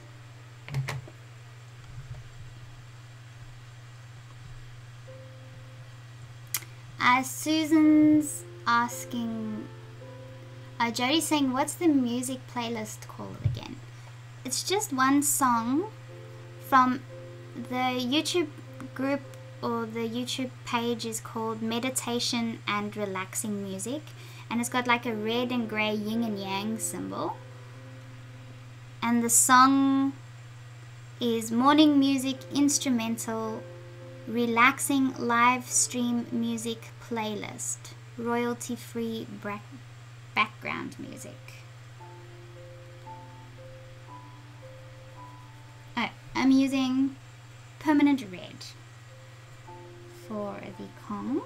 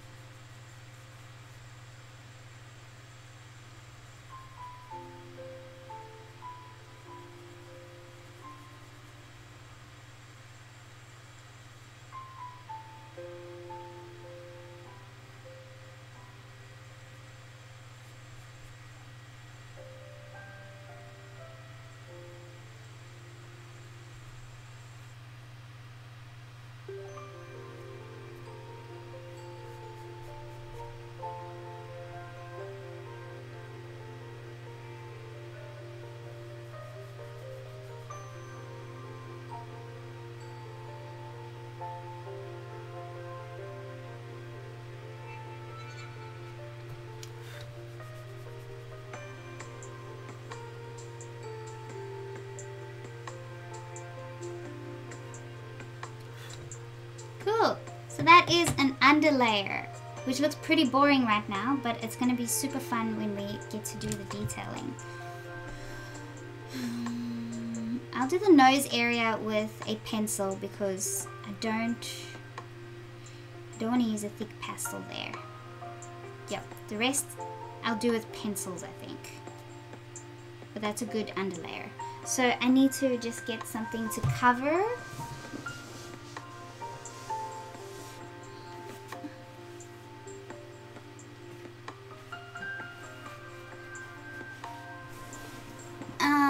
Susan's asking, do you have a favorite pan pastel that you use the most?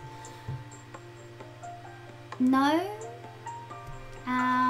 The ones I naturally use the most are black and white, but I don't think I've used them enough to say that I use one the most or two the most.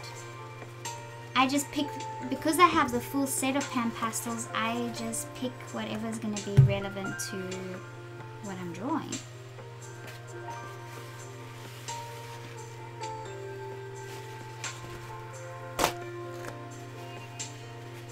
Jody says, I never know how much fixative to use. Well, you just have to look at, if you hold your head in an angle and you make sure you can see it in the light, you just have to cover the surface. Just one layer, one wet layer. You cover the surface with it. You don't have to use a lot. You don't want to use a lot. Okay. The fixative I'm using is this one. It's by BrushnPencil by Alyona Nicholson, and it's textured fixative. It's great fixative for sanded surfaces, so I will always use this if the texture of the paper is sanded, or, you know, this paper is hard to describe. It feels like it's sanded, but it also feels like leathery almost, if that makes sense. It's like a combination of sanded, leathery sort of feel. I doubt it's leather. But, yes, anyways. And then on watercolor paper, sorry, that might be loud. On watercolor paper, I use the Micador matte fixative, not the textured fixative. Because I like because this literally sprays texture back onto your paper. So it's like it makes all these microscopic little bubbles to put texture back on your paper.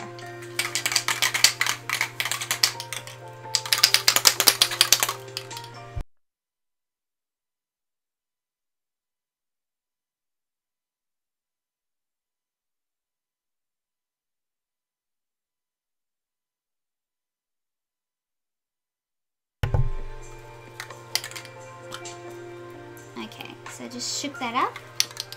Now, I'm gonna spray on a piece of.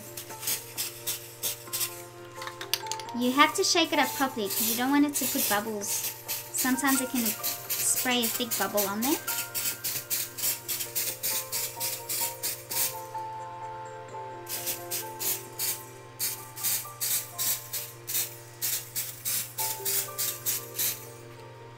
I hate the smell of this stuff.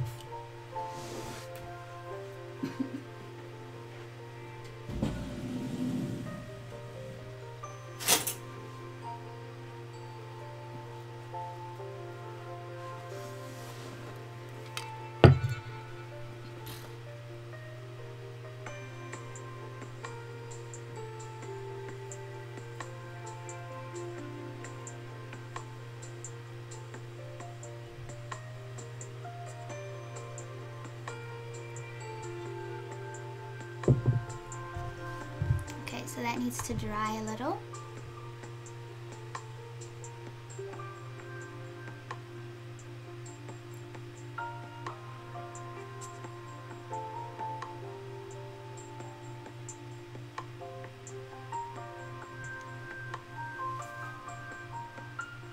Mary's asking, is it weird drawing over pastels with colored pencils? No.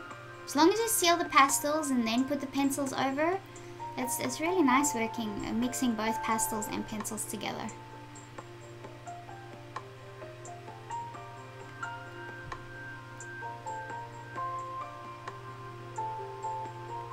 Oh yes, and Luke says using PanPastels for tracing outlines is cool. It's really nice if you have if you want to transfer an image. So let's say we wanted to transfer this image. All you do is you take your PanPastel, cover the whole back area with the PanPastel, and then transfer your image over by scratching over the top of it. It's much easier than using graphite, and it's much easier to correct your lines on your drawing paper compared to graphite as well.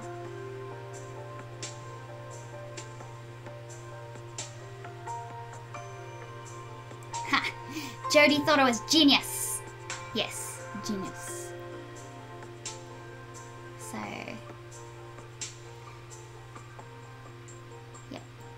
I was very, I just thought of it one day. I was like, why use graphite? PanPastel applies so much quicker. I can't see how it will work any different. And it works much better. Saves a lot of time. And then my other genius idea is using that bottle for masking fluid instead of a paintbrush. Because far out, using masking fluid and a paintbrush is just no. Jamie, question, referring to your using glue to attach art to a board, then using a glass paint. Is a glue the one in a spray can too? No. So I'll show you the glue I use.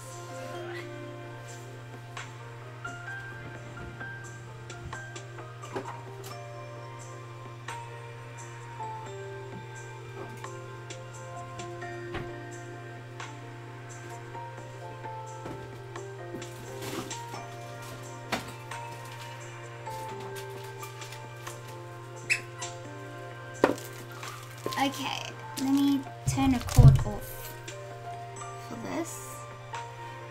Okay, so I've adhered this image. I've glued this image straight to this board. I haven't sprayed it with a varnish yet, but I will do once I've sort of worked out what I'm going to do for the border. So what you do is I take archival PVA. So this is the Landridge one. So this one's really good. It's a PVA glue. And then I have like a roller sponge, which I apply straight onto the board. I don't really apply it straight onto my paper. I apply the glue on the board with a roller sponge. And then I have another roller sponge that when I push my drawing onto the board, I use a clean roller sponge to smooth out the drawing onto the board. So I use that sponge to press down. I don't press down with my hands or anything. I press down with the roller sponge. And then if you want to seal it with something, instead of using glass, you can use a varnish. So golden varnishes is very, very great for this. They have a gloss varnish or a matte varnish. So if you want it to look like it's behind glass, then you'd use the gloss varnish. And then you'd apply a couple of layers of this, and then you don't even have to put it behind glass. I mean, this gloss varnish is so good that once you've applied the proper amount of layers and it's dried properly, you can wipe it with a wet cloth. That's how well it seals it. So it's practically like spraying glass onto your drawing. It's really amazing stuff. So if you're going to use glue, make sure you use an archival PVA glue, something that's made for it. And then if you want to seal it with a varnish, but you don't want to go through the expense of framing something behind glass, then that's another option you can use. Okay.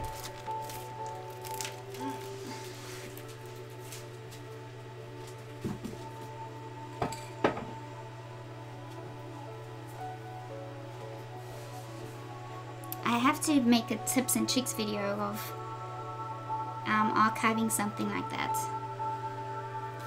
Or applying that archival varnish. Okay.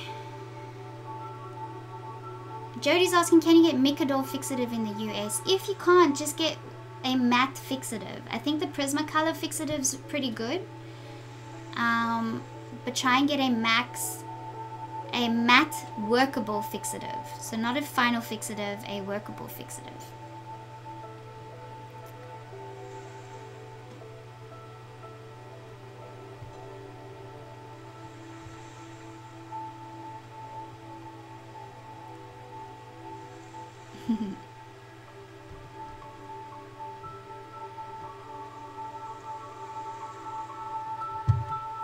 Luke saying archival video will definitely be interesting. Yes, yes.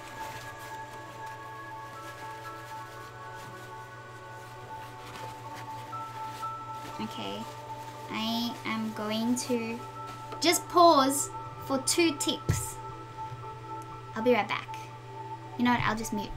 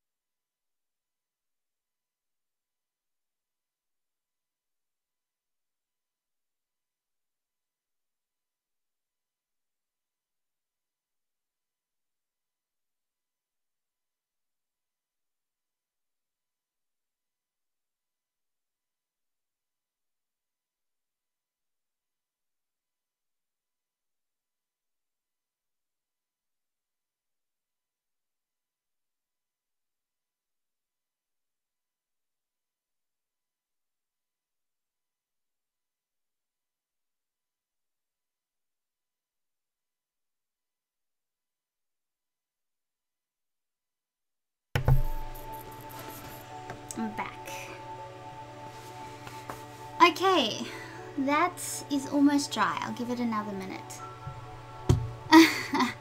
I'm sorry, I muted your meditation music. The bathroom is like right here, so you would have wanted me to mute.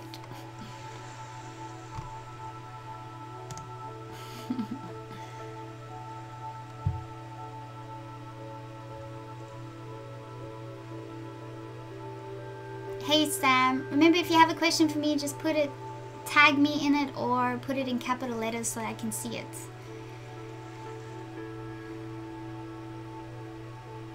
Sam said it's got grippage to it. Yes, the paper's got grippage.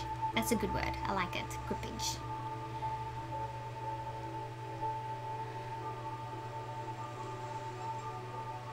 Mary's asking, can you use any old pastel? You can if it's a chalk pastel, not an oil pastel.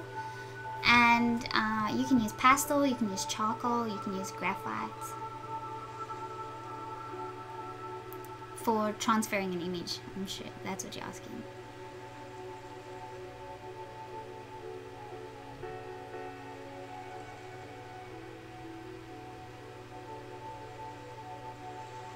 Yep.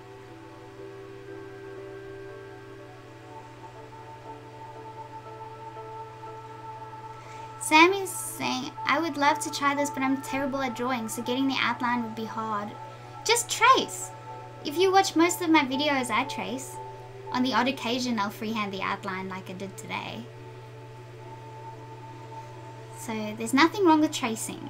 Don't let anyone tell you that. And the best way to practice accurate drawing is if you trace something 3, 4, 5, 6 times and then try it freehand, because then your brain has just... it's muscle memory. Someone said that. I like that. Muscle memory is what happens if you trace a lot, and then when you do it freehand, your brain already just knows. So don't be afraid to trace.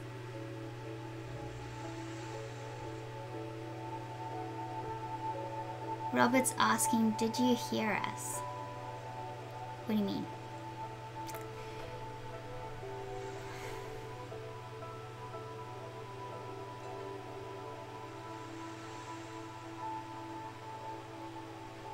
Hey Savage. Sheldene, Luke says 13 is my lucky number. 13's a good number.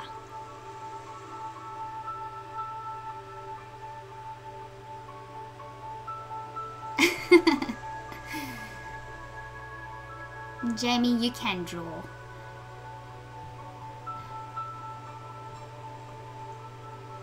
No problem. Cool, so I got a chance to answer some of your questions. Stretch. Now let's apply these pencils.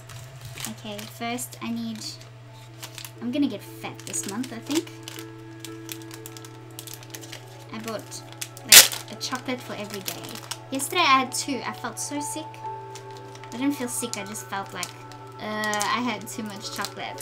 This time I have a white chocolate macadamia nut one.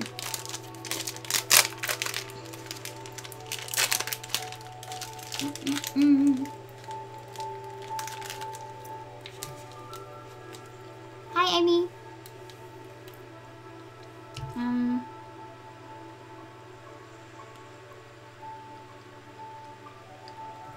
Okay. I'm still getting some PanPastel come off, but because I applied it pretty thick, it will still be fine for me to put my pencil over the top. Okay, I'm gonna do the face in pencil now. Let's finish the face and do that properly.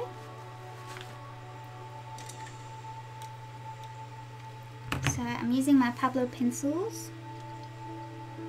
We want a tan color, like this one, and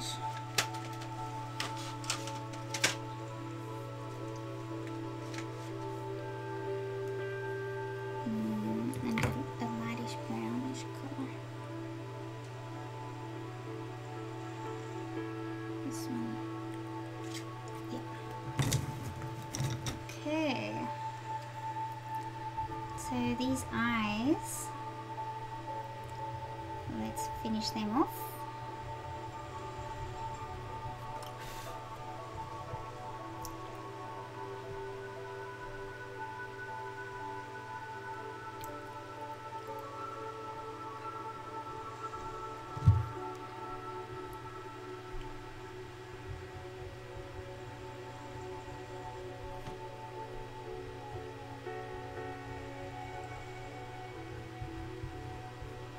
Gosh, time goes fast.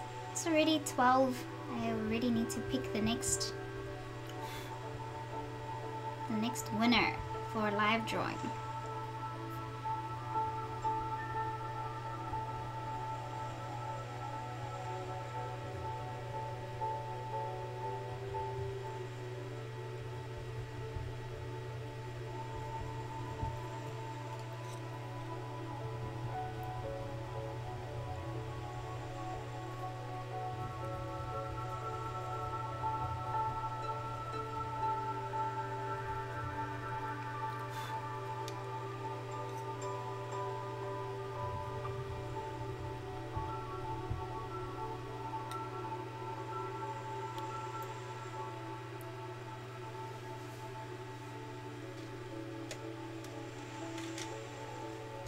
Camera check. Thank you.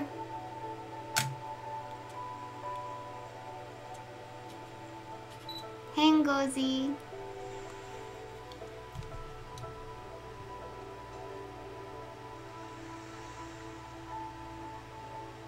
Stacy, tomorrow. Tomorrow I'm doing an early one which will be about 8 p.m. UK time, which is 6 a.m. for me.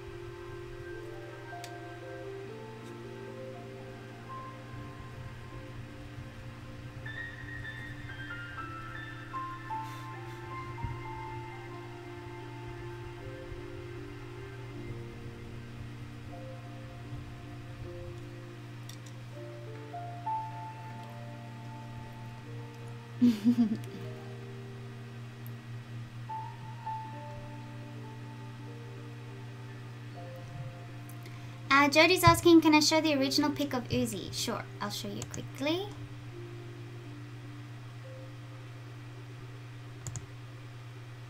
So that is the original pic. It's an old picture.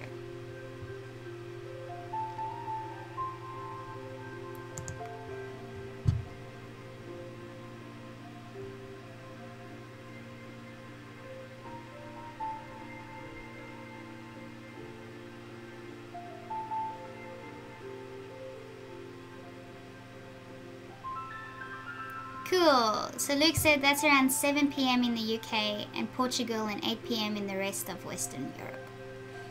Cool.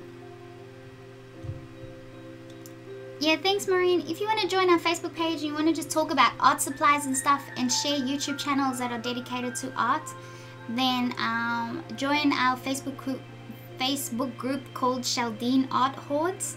So Maureen's put that up. It's also in the description of the video. And then, yeah, we can talk about art supplies. We also share live stream videos that come up from other artists. So if other artists are going to stream live at any time, we try and put those links up too. So Valerie's good. She puts hers up. Valerie draws with fire. So she uses, what tool do you call them? Fire tools or heating tools to burn her images on wood.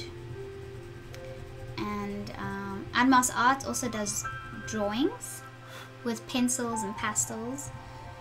I think he tries various things too. Kid Slams, I'm not sure if Jared from Kid Slams does live streams, but he's got some epic videos. But yeah, we share all that information on that Facebook group.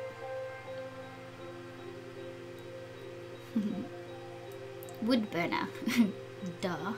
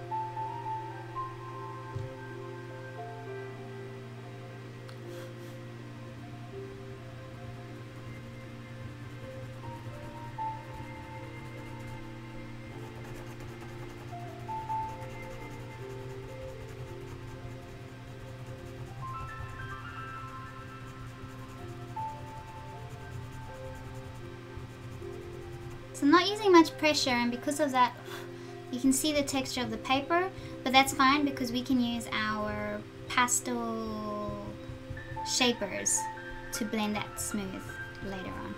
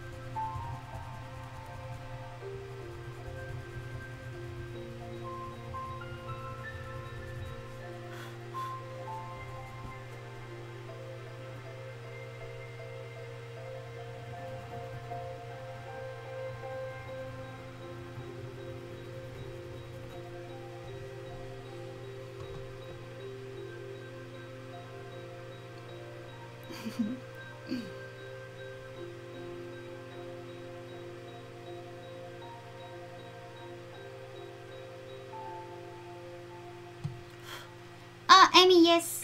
I'm so sorry. Let's pick tomorrow's. I I have a Dory memory. I say something and I'll be like, I'll do it now. And then I get distracted and then 20 minutes later. Okay. So we did have someone else enter yesterday.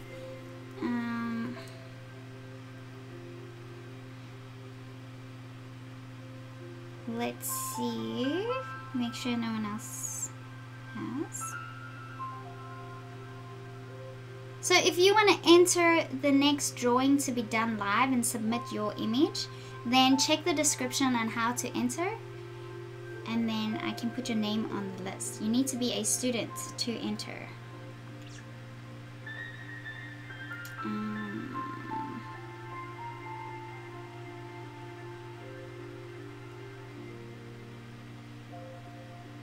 Okay. So we had Loella and Shara enter recently, and Amy entered yesterday during the stream. Oh, I guess that's why you really want me to draw. Hey, Amy. Amy's like, I've just entered. I need to check if I might get picked. And let me pause this. Okay. If anyone else wants to enter now is your time to say so if you want your name on the list. But don't say that you want to enter and then you don't follow the instructions afterwards, please. We want to keep it fair for everybody. Oh yes, I need to take Lynn out. What happened? I don't know what happened. It just shuffled it. Okay, delete. Lynn. Save. Because we're doing Lynn today, so she doesn't need to be on the list. Christy says, I entered today. Did you receive mine? Let me go make sure. I don't think so.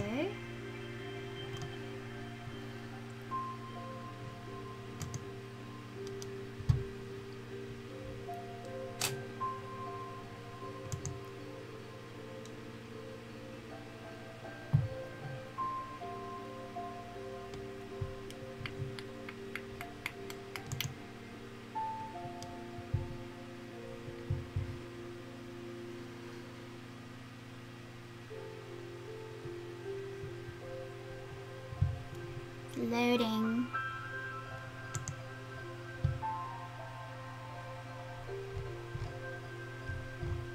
Christy, I only got your message yesterday about picking your name. I haven't received an image from you.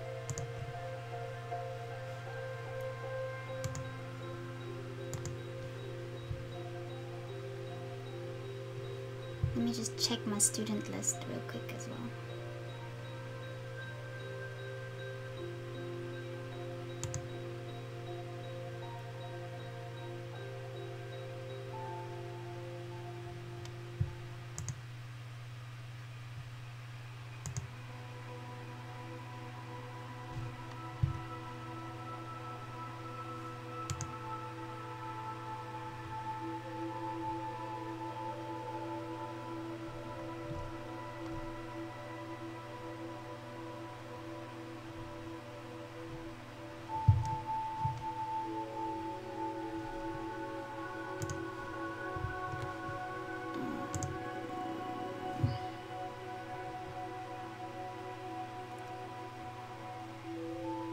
I didn't receive your image, Christy, but just send it to me anyways.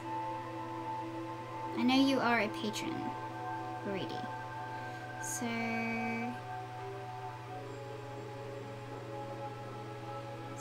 36 is Christy.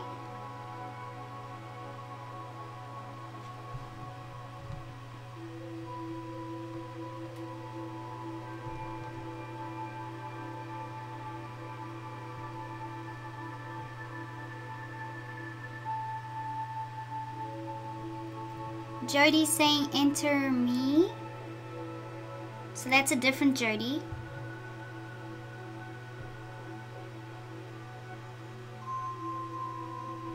Yeah, Christy, I didn't get it. If you can send it again, please. Jody M.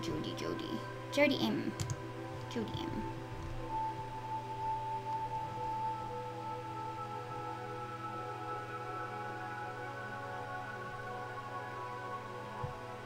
Okay. Cool, Jody, I'll enter you. Did you send an image, please? Jody M. So add 37. Jody M. There we go. We have a Jody with an I. And where's the other Jody? And a Jody with an H. Or Jody with a I. Okay. Save.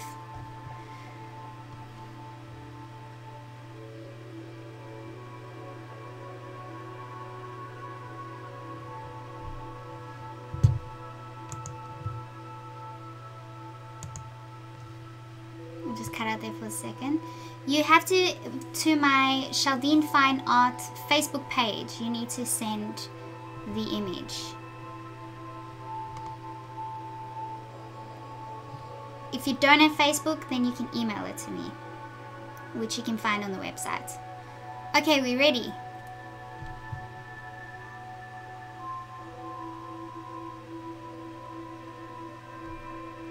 I didn't miss anyone.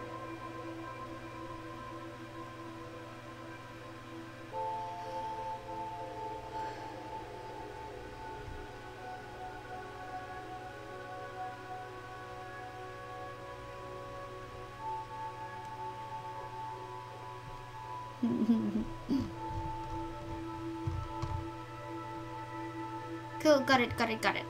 Right, let's go. 3, 2, 1. Machine! Woohoo! Another one that has... You've won a giveaway too, haven't you? See, you gotta be a student because then your luck just changes. You get the giveaways too. Majin, what did you enter? Let's go see what you entered.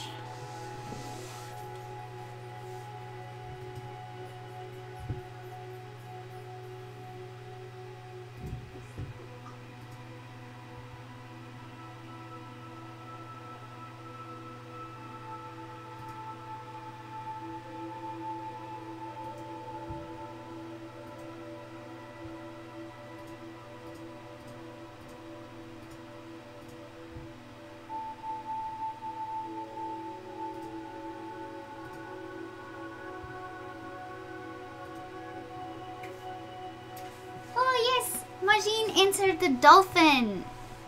Ha ha ha. I'll show you. She took this cool picture of a dolphin. Let's go get it.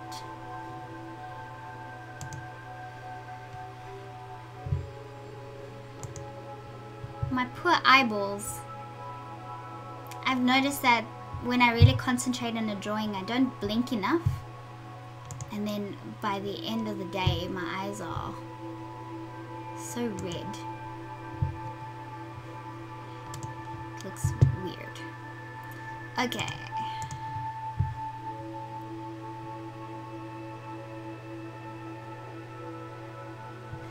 I picked a dolphin, I think, Majin. So this is the one.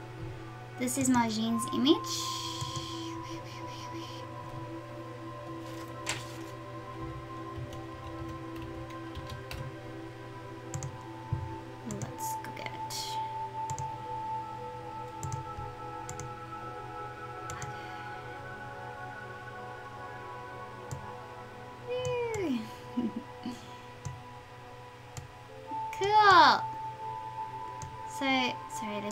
Try and get it small enough. There we go. So that's the image that Majin entered. This will be really fun. I have never drawn a dolphin before, so this is going to be cool. And the water and that's cool. I might not even change anything. Maybe we should try the Inktense pencils on this one. Maybe, because I haven't tried them before. Cool. Well done, Margine.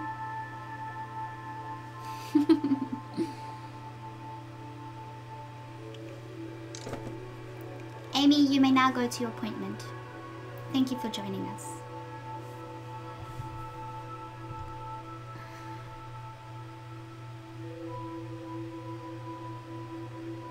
Ah, David.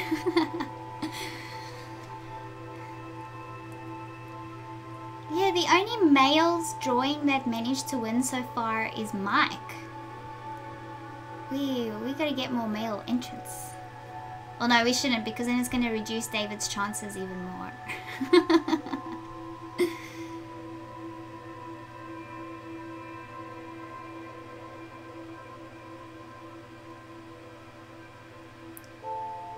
You're welcome.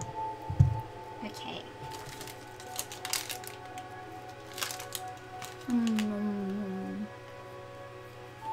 Okay.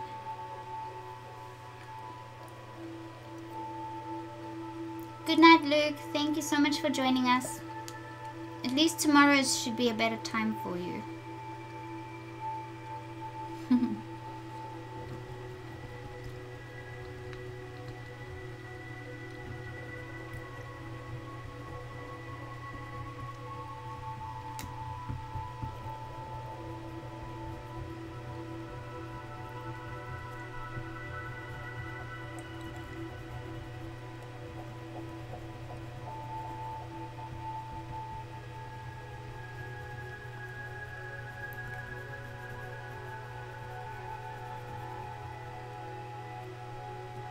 Okay, so the snout.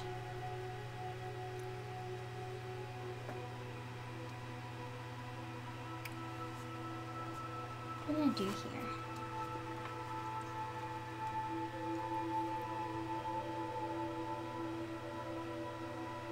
The snout goes all the way to that line.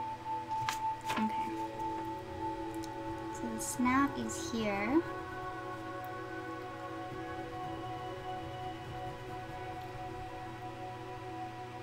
Oh, camera check. Thank you, Esme.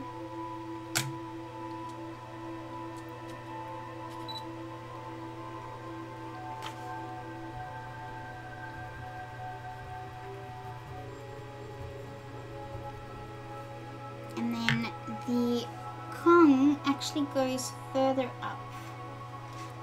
Let's use a nice dark red. First this one. This one. So using ruby red, this actually goes further up.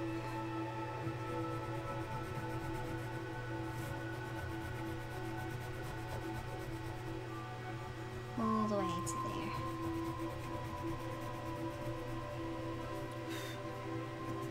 Like I said, I'm not worried about the texture. We can smooth that out later.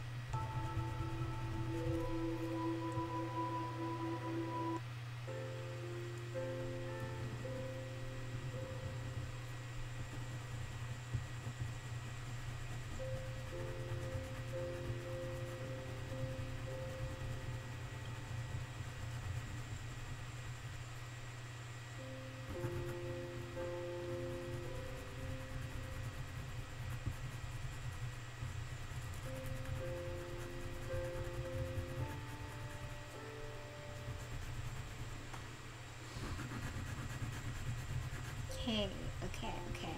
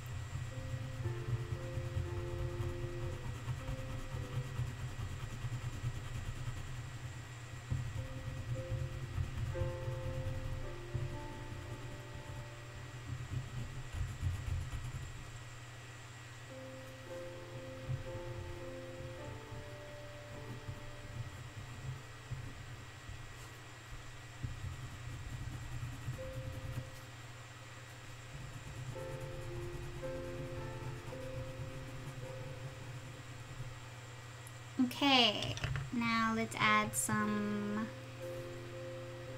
blister. This is brown.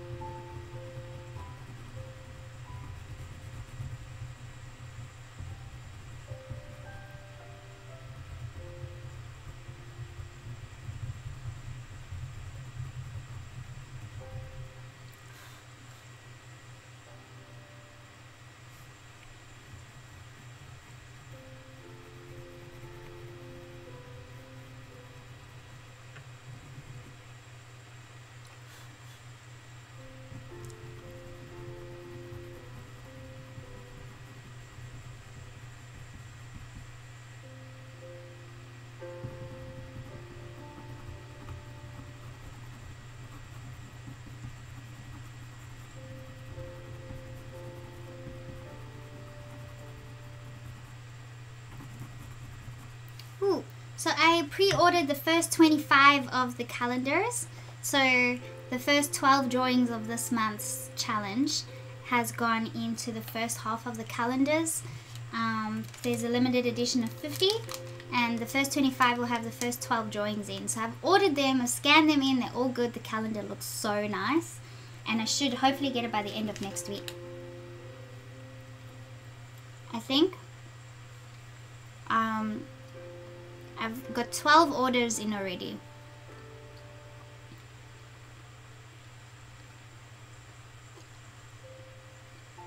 And most of those 12 are for that calendar. So if you want to get one, you need to pre-order soon. There's a link in the description.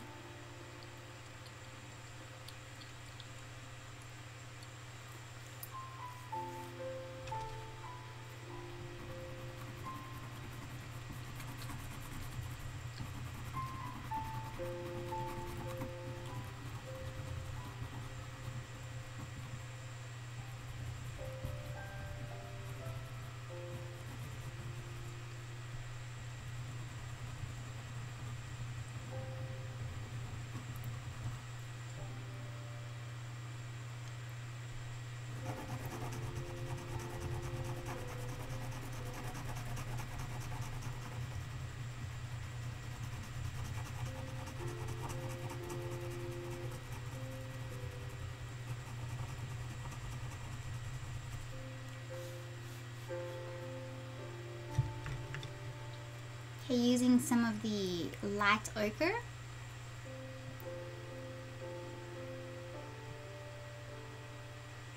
Ah, Esme, you're right.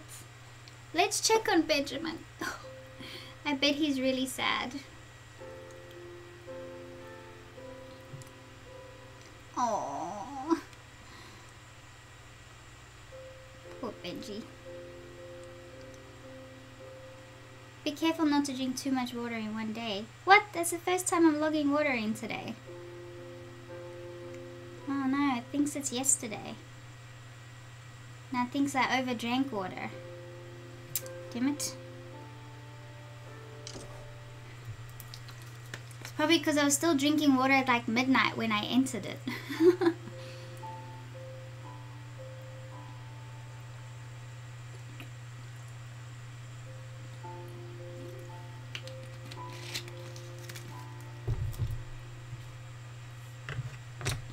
Yep, so using the light ochre.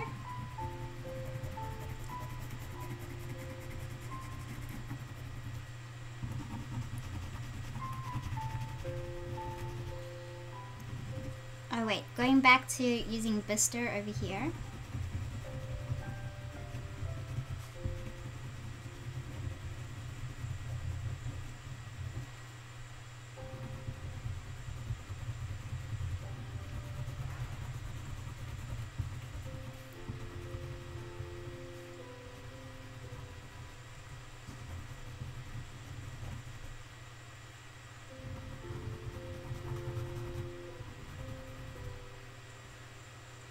And over here.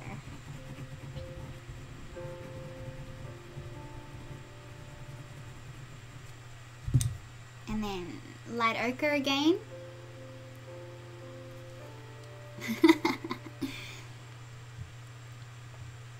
Camera check, all good.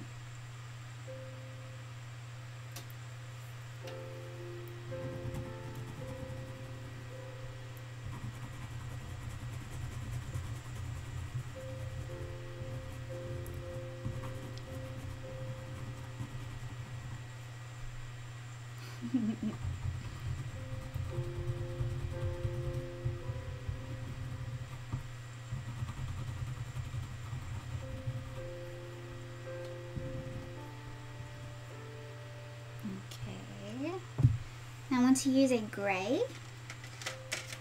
so using beige.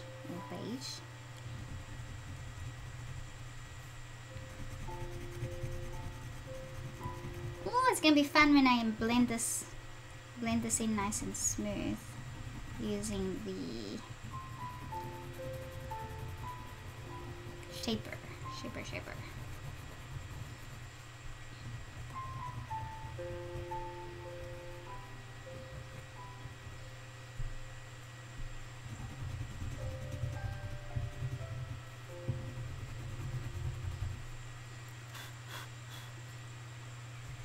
So you could blend this using your sponge.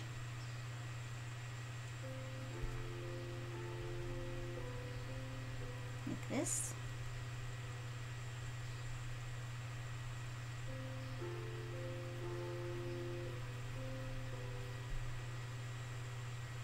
Let's do that. And if you want to blend fine details like the eyes, then you'd use a shaper.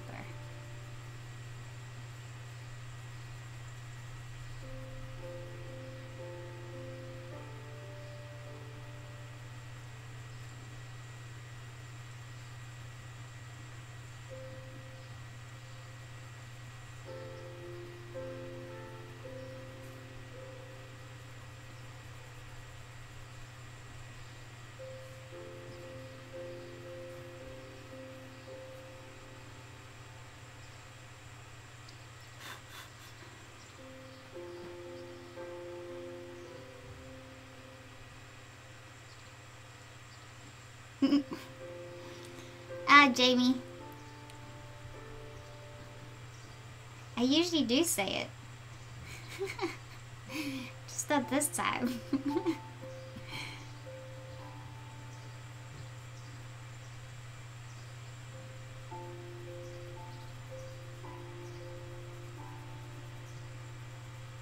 So you can't trick me.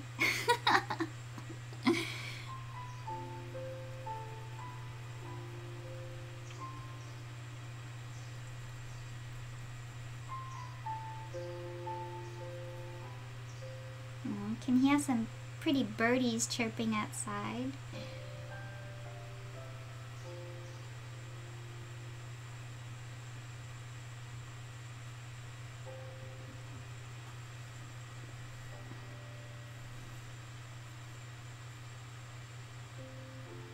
Yep, camera check. Thanks, mate.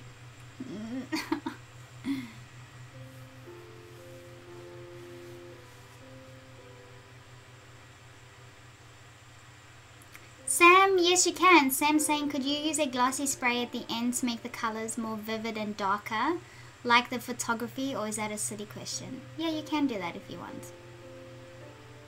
So you first spray it with a final fixative and then leave it for about a day. So leave it for about 24 hours and then apply your glossy archival varnish. Yes, favorite flower is a lotus. My favorite flower.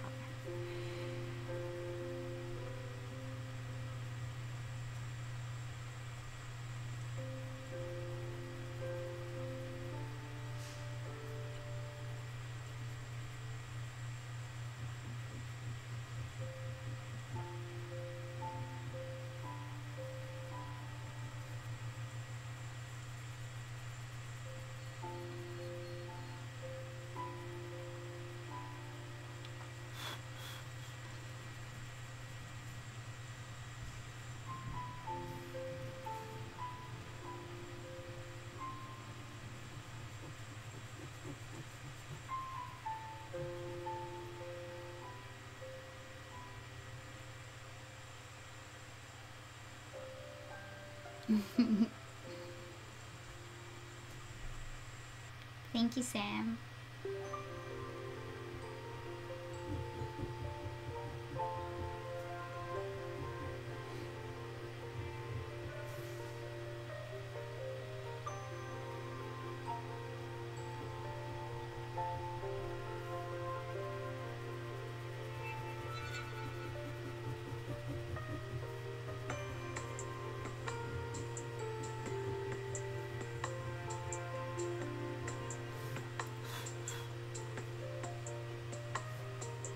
Okay, now we can add more details. I feel like I'm extending the top of his head every time.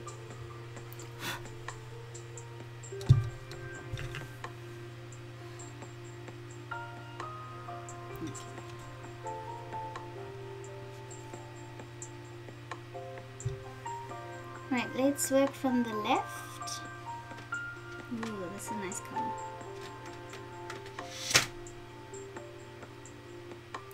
Sepia. I'm gonna use. I wonder if I'm gonna use indigo blue. Actually, that's. Does it have indigo blue? No, we've got Prussian blue. Prussian blue. So Prussian blue is going to be really nice for the dark, adding shadow to the dark areas, or what we would usually add black to, or make it look black. Oh, thank you, Maureen. To help with all the postage. Thank you so much.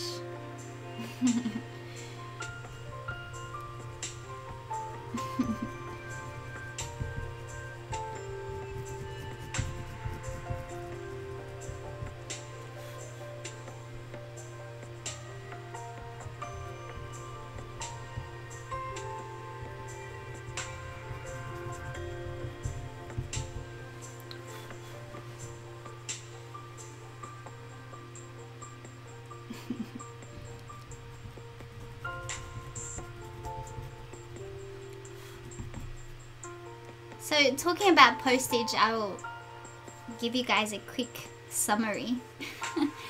So if you take, I'll get the calculator out actually.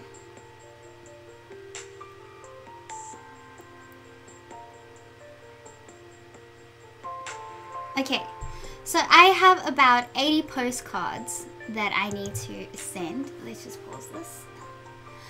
I have about 80 postcards that I need to send. Most of them are international, so that's $3 for international stamps. So that's just for the postcards. And then I have the 25 drawings, which I'm not worried about because most of you guys that are buying the 25 drawings, you are covering the postage anyways. But 25 times $22 is what is international about average. Some will be more, some will be less.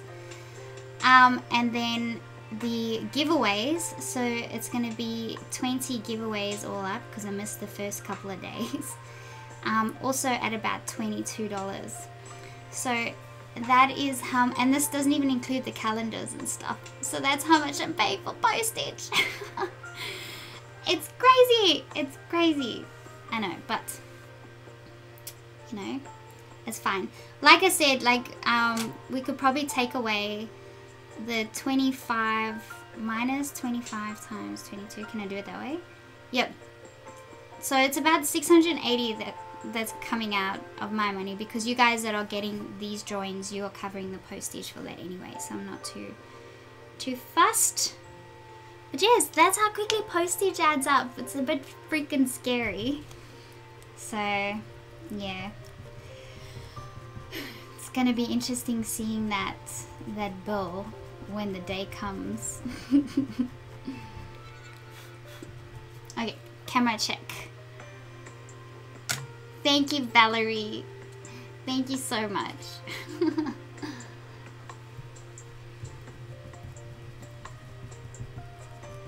Yeah, every little bit does help. And it means I can give you guys more. Which, it's fun. It's fun doing giveaways. Even for the person doing the giveaways.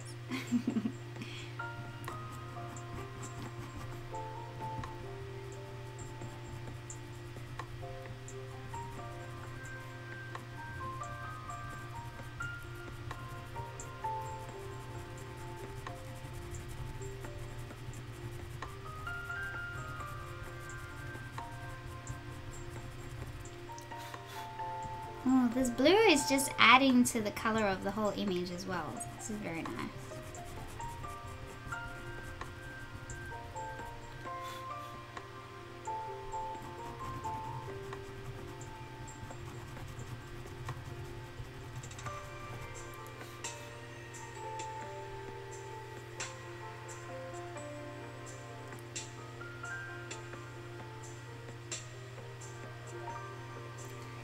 Sam's asking if I have a business account where I can save on shipping.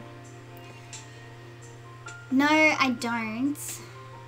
But I'm still not big enough. Because I'm not going to be doing shipping like this every month. It's just this month where it's going to be full-on crazy shipping. So, otherwise it's mainly just postcards and it would be like 1 or 2 gifts a month. So it's not enough for me to create a shipping account.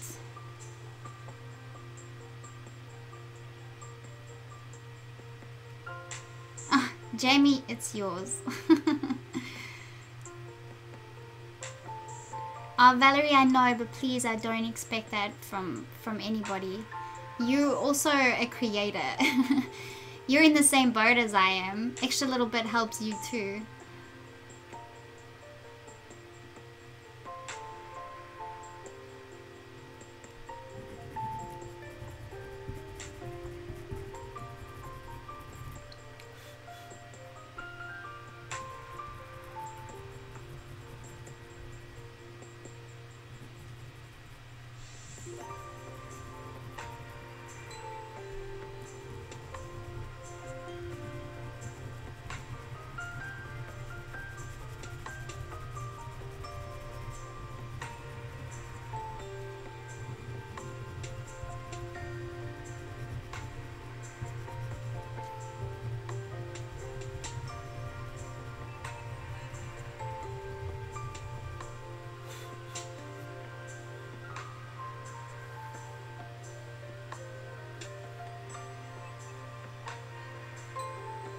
Yeah, it's a very valid question, Sam. Thank you.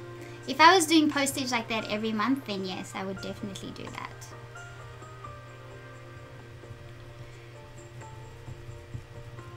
But postage still costs a fortune regardless, especially because I live in a small country town as well. So even when I do get a an account, it's still gonna cost a fair bit. I probably wouldn't save all that much really.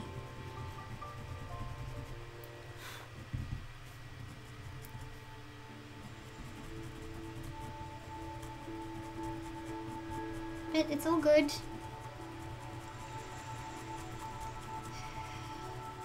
The giveaways will still happen. It's all still happening.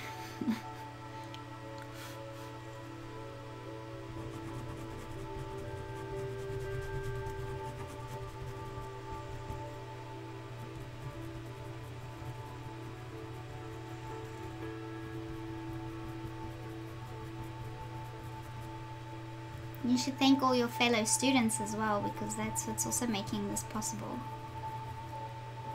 So my Patreon students are making this all happen for everybody.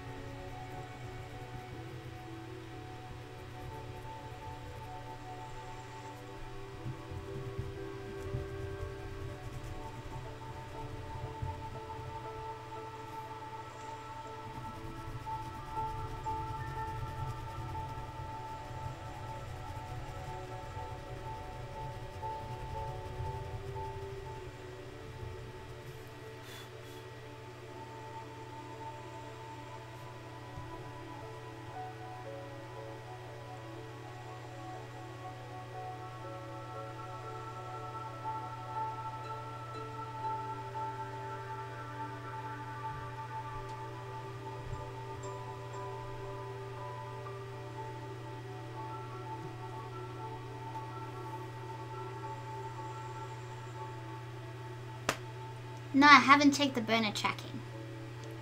It's good that I'm so busy because then I'm not overly impatient about receiving the burner.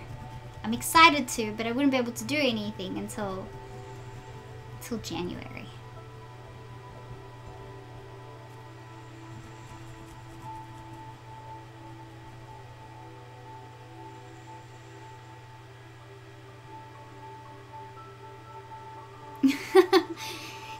Jamie, I like that. South African influenced Aussie accent. I'm surprised there's people still say I have a South African accent. I really would have thought I lost it by now. But it is a mix, that's for sure. Must be. I've been here for 11 years. I mainly use Australia Post right now, but yeah, they are private couriers.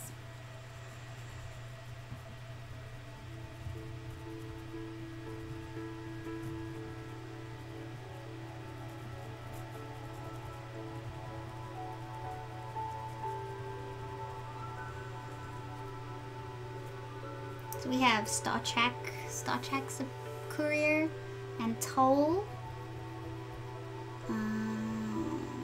There's a lot. There's a lot out there.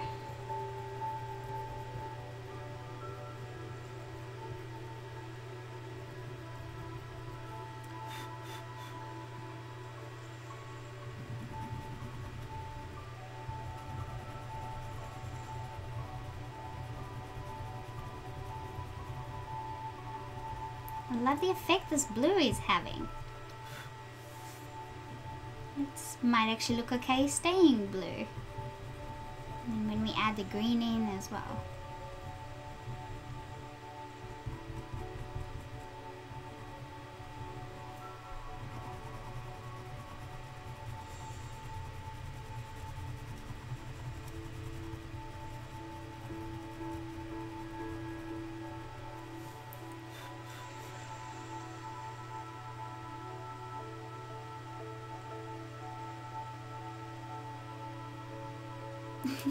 That's fine, Marilyn. You don't have to apologize. You guys are apologizing for not watching every stream. That's crazy. I do not expect you to watch every stream. You could just watch one out of all of them. I don't expect you to watch every stream. It's too long.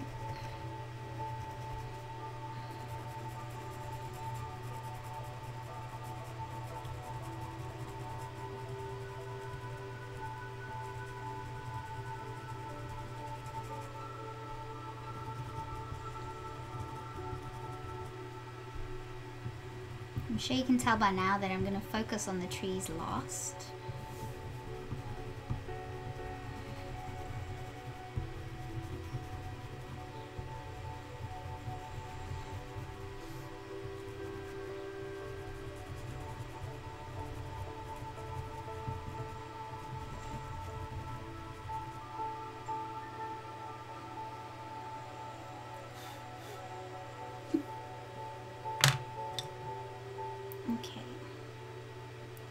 So using my sepia, I'm going to go over the blue now.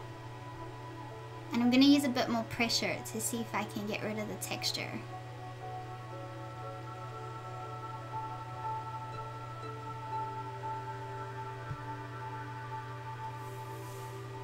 Wicked is asking, yes, I'm English and Afrikaans, but I'd say my English is stronger than my Afrikaans. Especially because I hardly ever speak Afrikaans here anymore.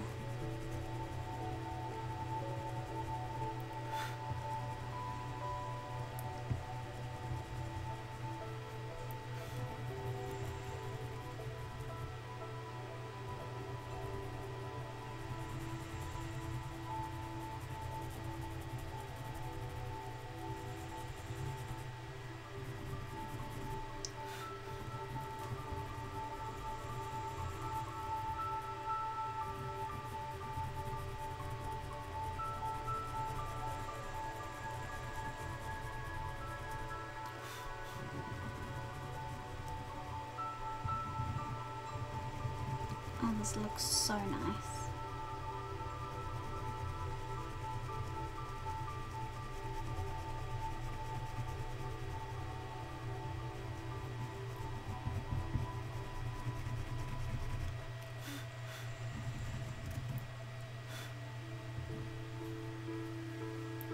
Oh, thank you, Majin.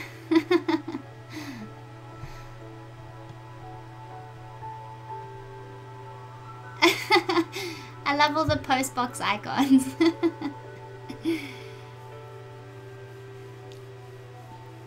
Esme says, teach us how to say great job in Afrikaans. You would struggle because it's a G. When you pronounce G in Afrikaans, it's very guttural. To pronounce great job or to say great job in Afrikaans is goeie werk. Goeie werk. Great job. Great work.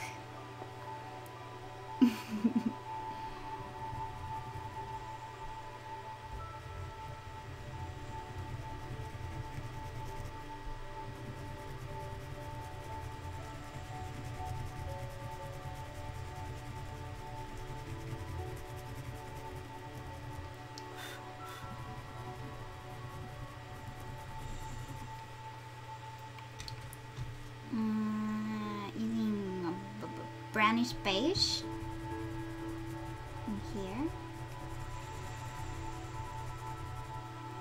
and here.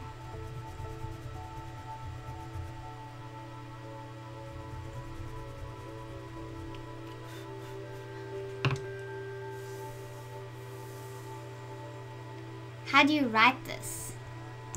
Like this.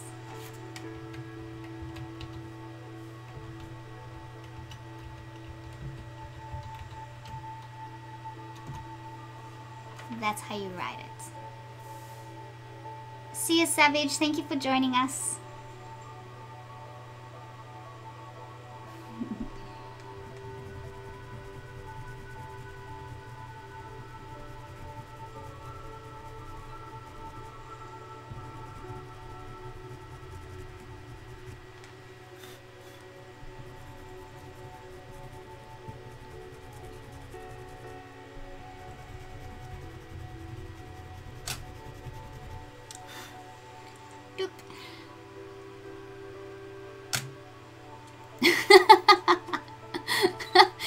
Esme says I sound like I'm hacking up a lung. Oh dear.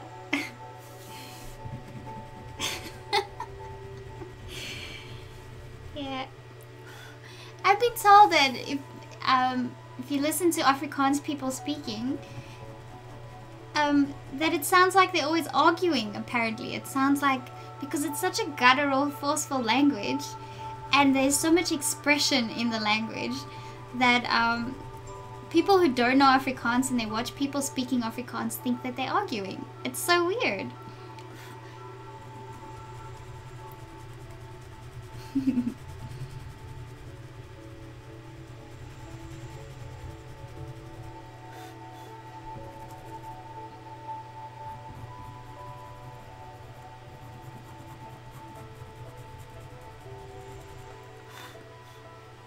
Aww, Uzi is looking so good. I love this paper. I'm really having fun with every step of the way.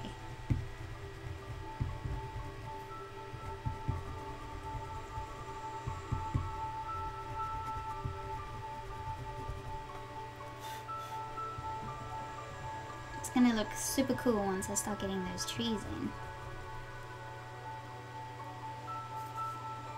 Nanette, thank you.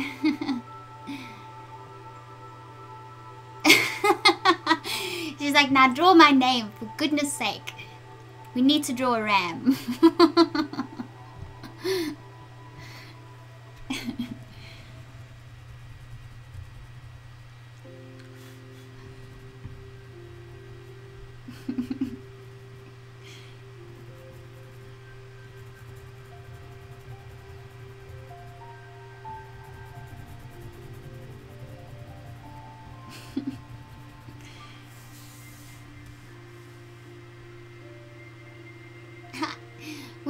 Wicked said, I only practice how to pronounce Charlize Theron in Afrikaans. That's not very Afrikaans. Charlize Theron. But, yeah, good work.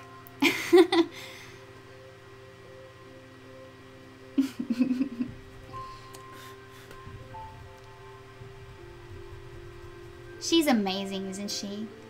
She is such an amazing actress. And such a beautiful person. I never see bad media about her.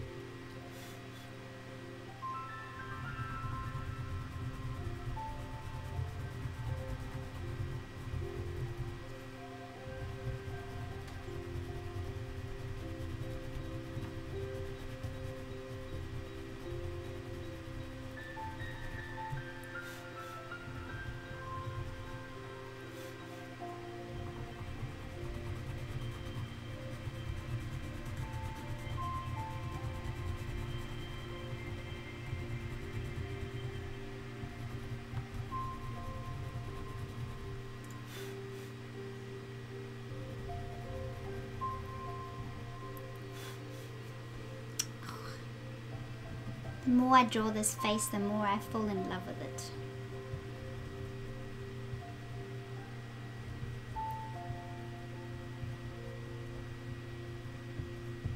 Just that look. Reminds me so much of the look that Honey gives me. It is a little. If you look at the drawing that I did of Honey, she's almost doing that with her eyes. She won't look at me, she looks sideways.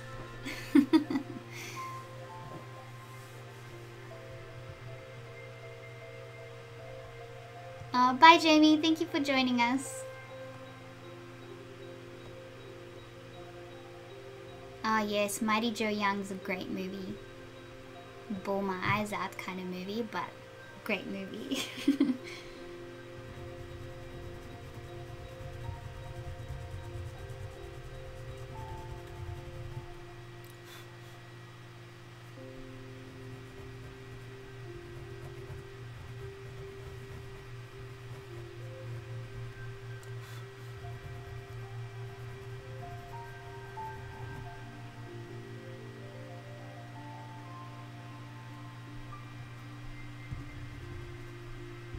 Really starting to look like a German Shepherd now, which is good.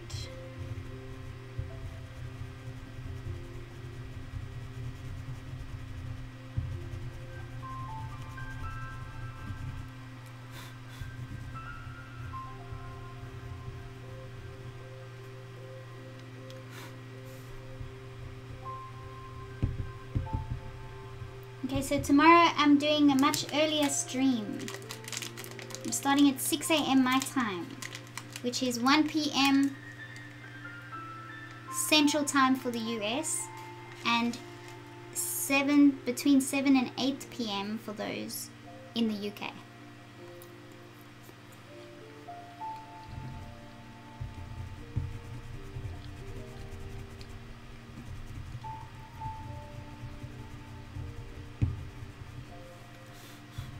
And I'm having a day off on Wednesday.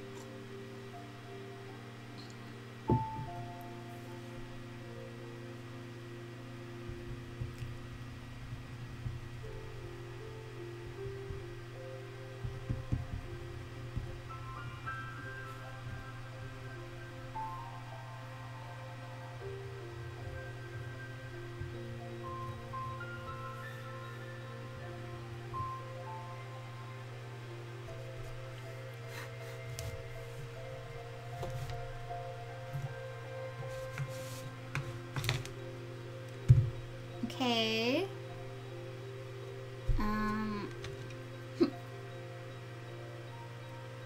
Cinnamon.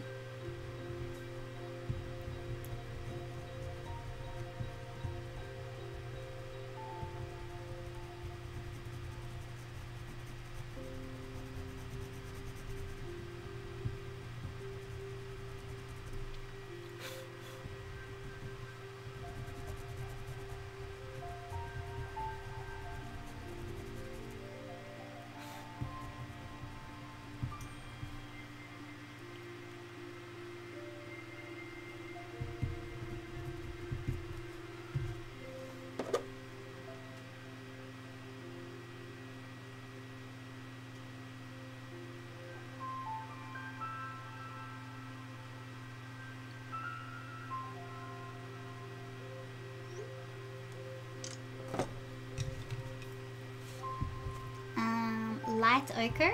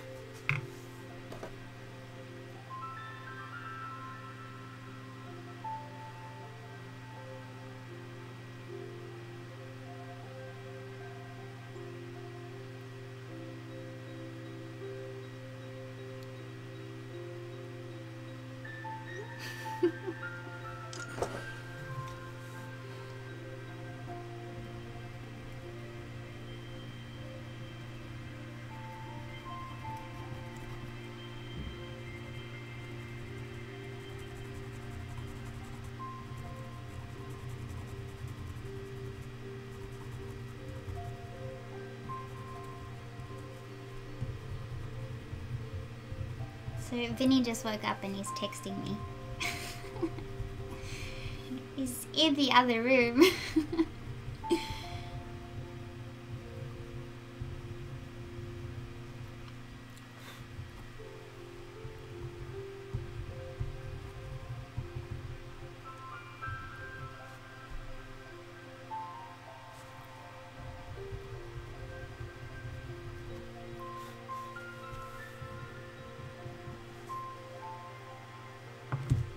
Okay. Some more cinnamon.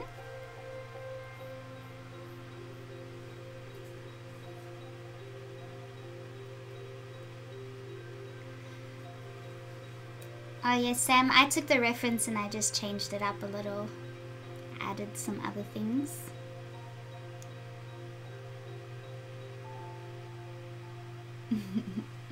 Yes, Uzi's looking great.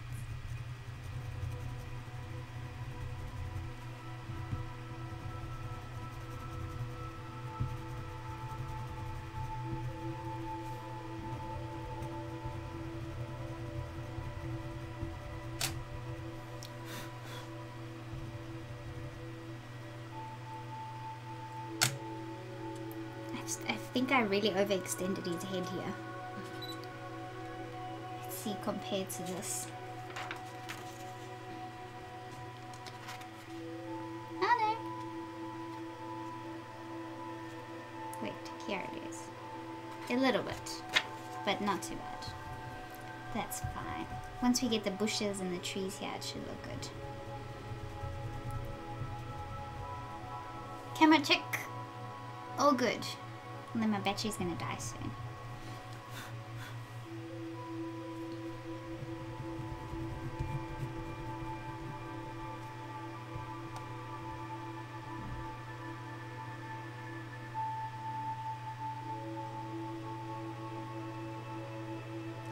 No. You were not being too loud and woke Vinny up. He's all the way on the other side of the house. I'm in the back of the house, he's in the front of the house. Marin was like M&M's. No, I didn't get an M&M Jiffy.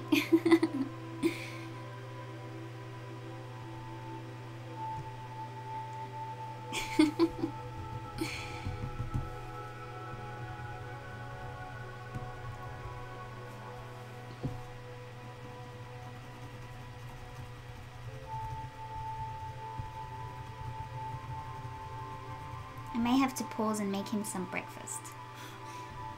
He's so bad. If I don't make him food, he just doesn't eat.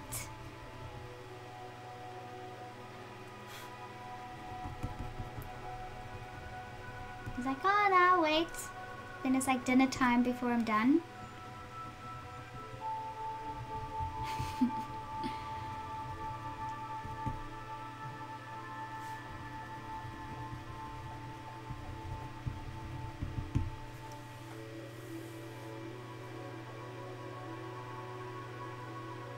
Oh, Lynn.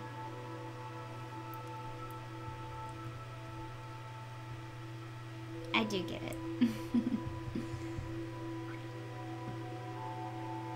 Yeah, any pet owner does.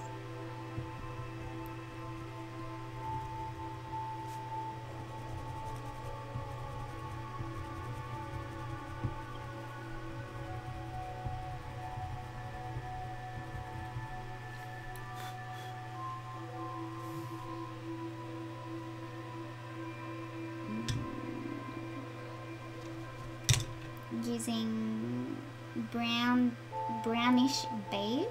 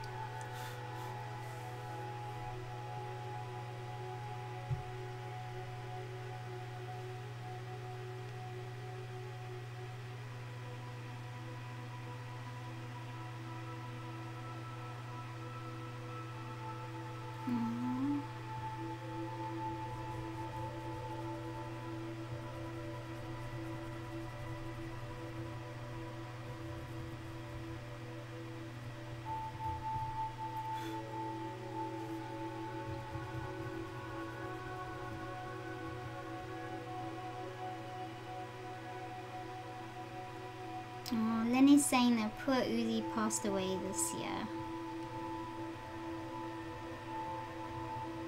It's really sad, like, animals get just such a huge chunk of your heart.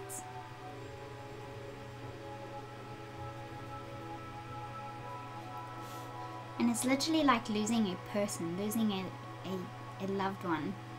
The kind of grief that you feel for an animal.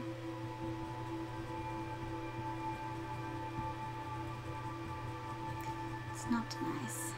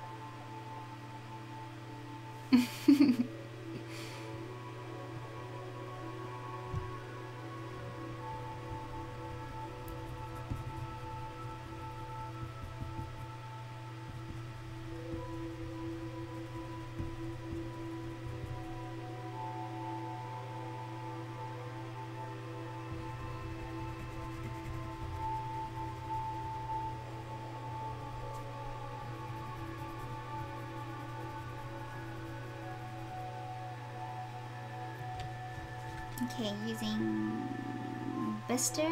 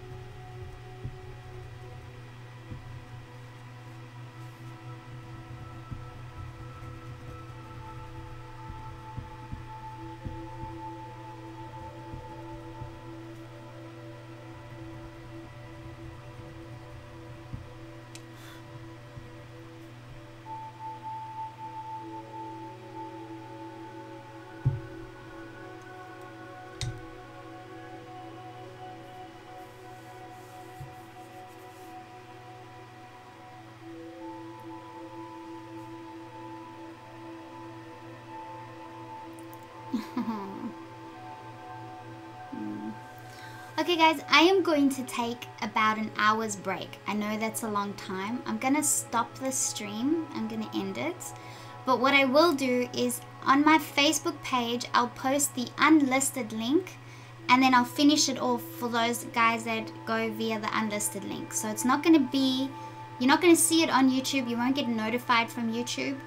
You will have to go into Facebook and get the unlisted link in about an hour, and then I'll continue until this drawing is finished. So there'll be 2 videos, I guess, as a part of this. Okay. I will send the link to everyone in the Facebook messages, the same ones that I usually send them to.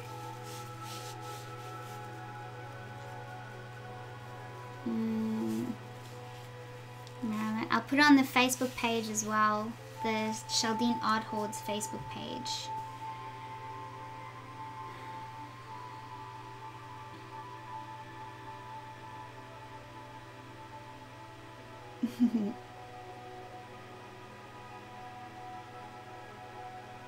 Okay, cool. So I'm gonna pause about an hour, maybe a bit longer. I'm gonna make lunch and I'm gonna sit down and eat it slowly instead of scoffing it down quickly, and feed Vinny so that he eats, and then I'll be back on later. Unlisted link, I'll post it to my Facebook page, and then you guys can meet me back there if you want. Lynn, I'll see you there. I'll send you the unlisted link as well. Okay. Thanks guys for the donations that you made today. That was pretty crazy. I really appreciate that. That helps a lot with postage. And it was nice to see so many viewers on here today. And yes, congratulations to Majin for winning the giveaway, and congratulations to... who won tomorrow's drawing? Who won tomorrow's drawing? Oh no, Majin won the drawing. Who won the giveaway? Oh, who won the giveaway? See, this is why I need to write this down immediately.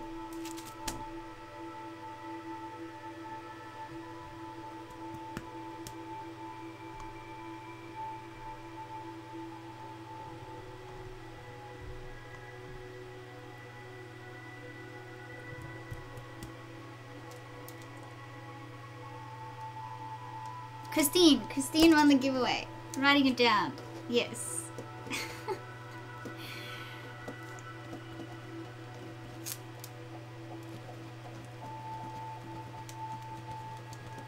Cool. So I'll see you guys in a little bit.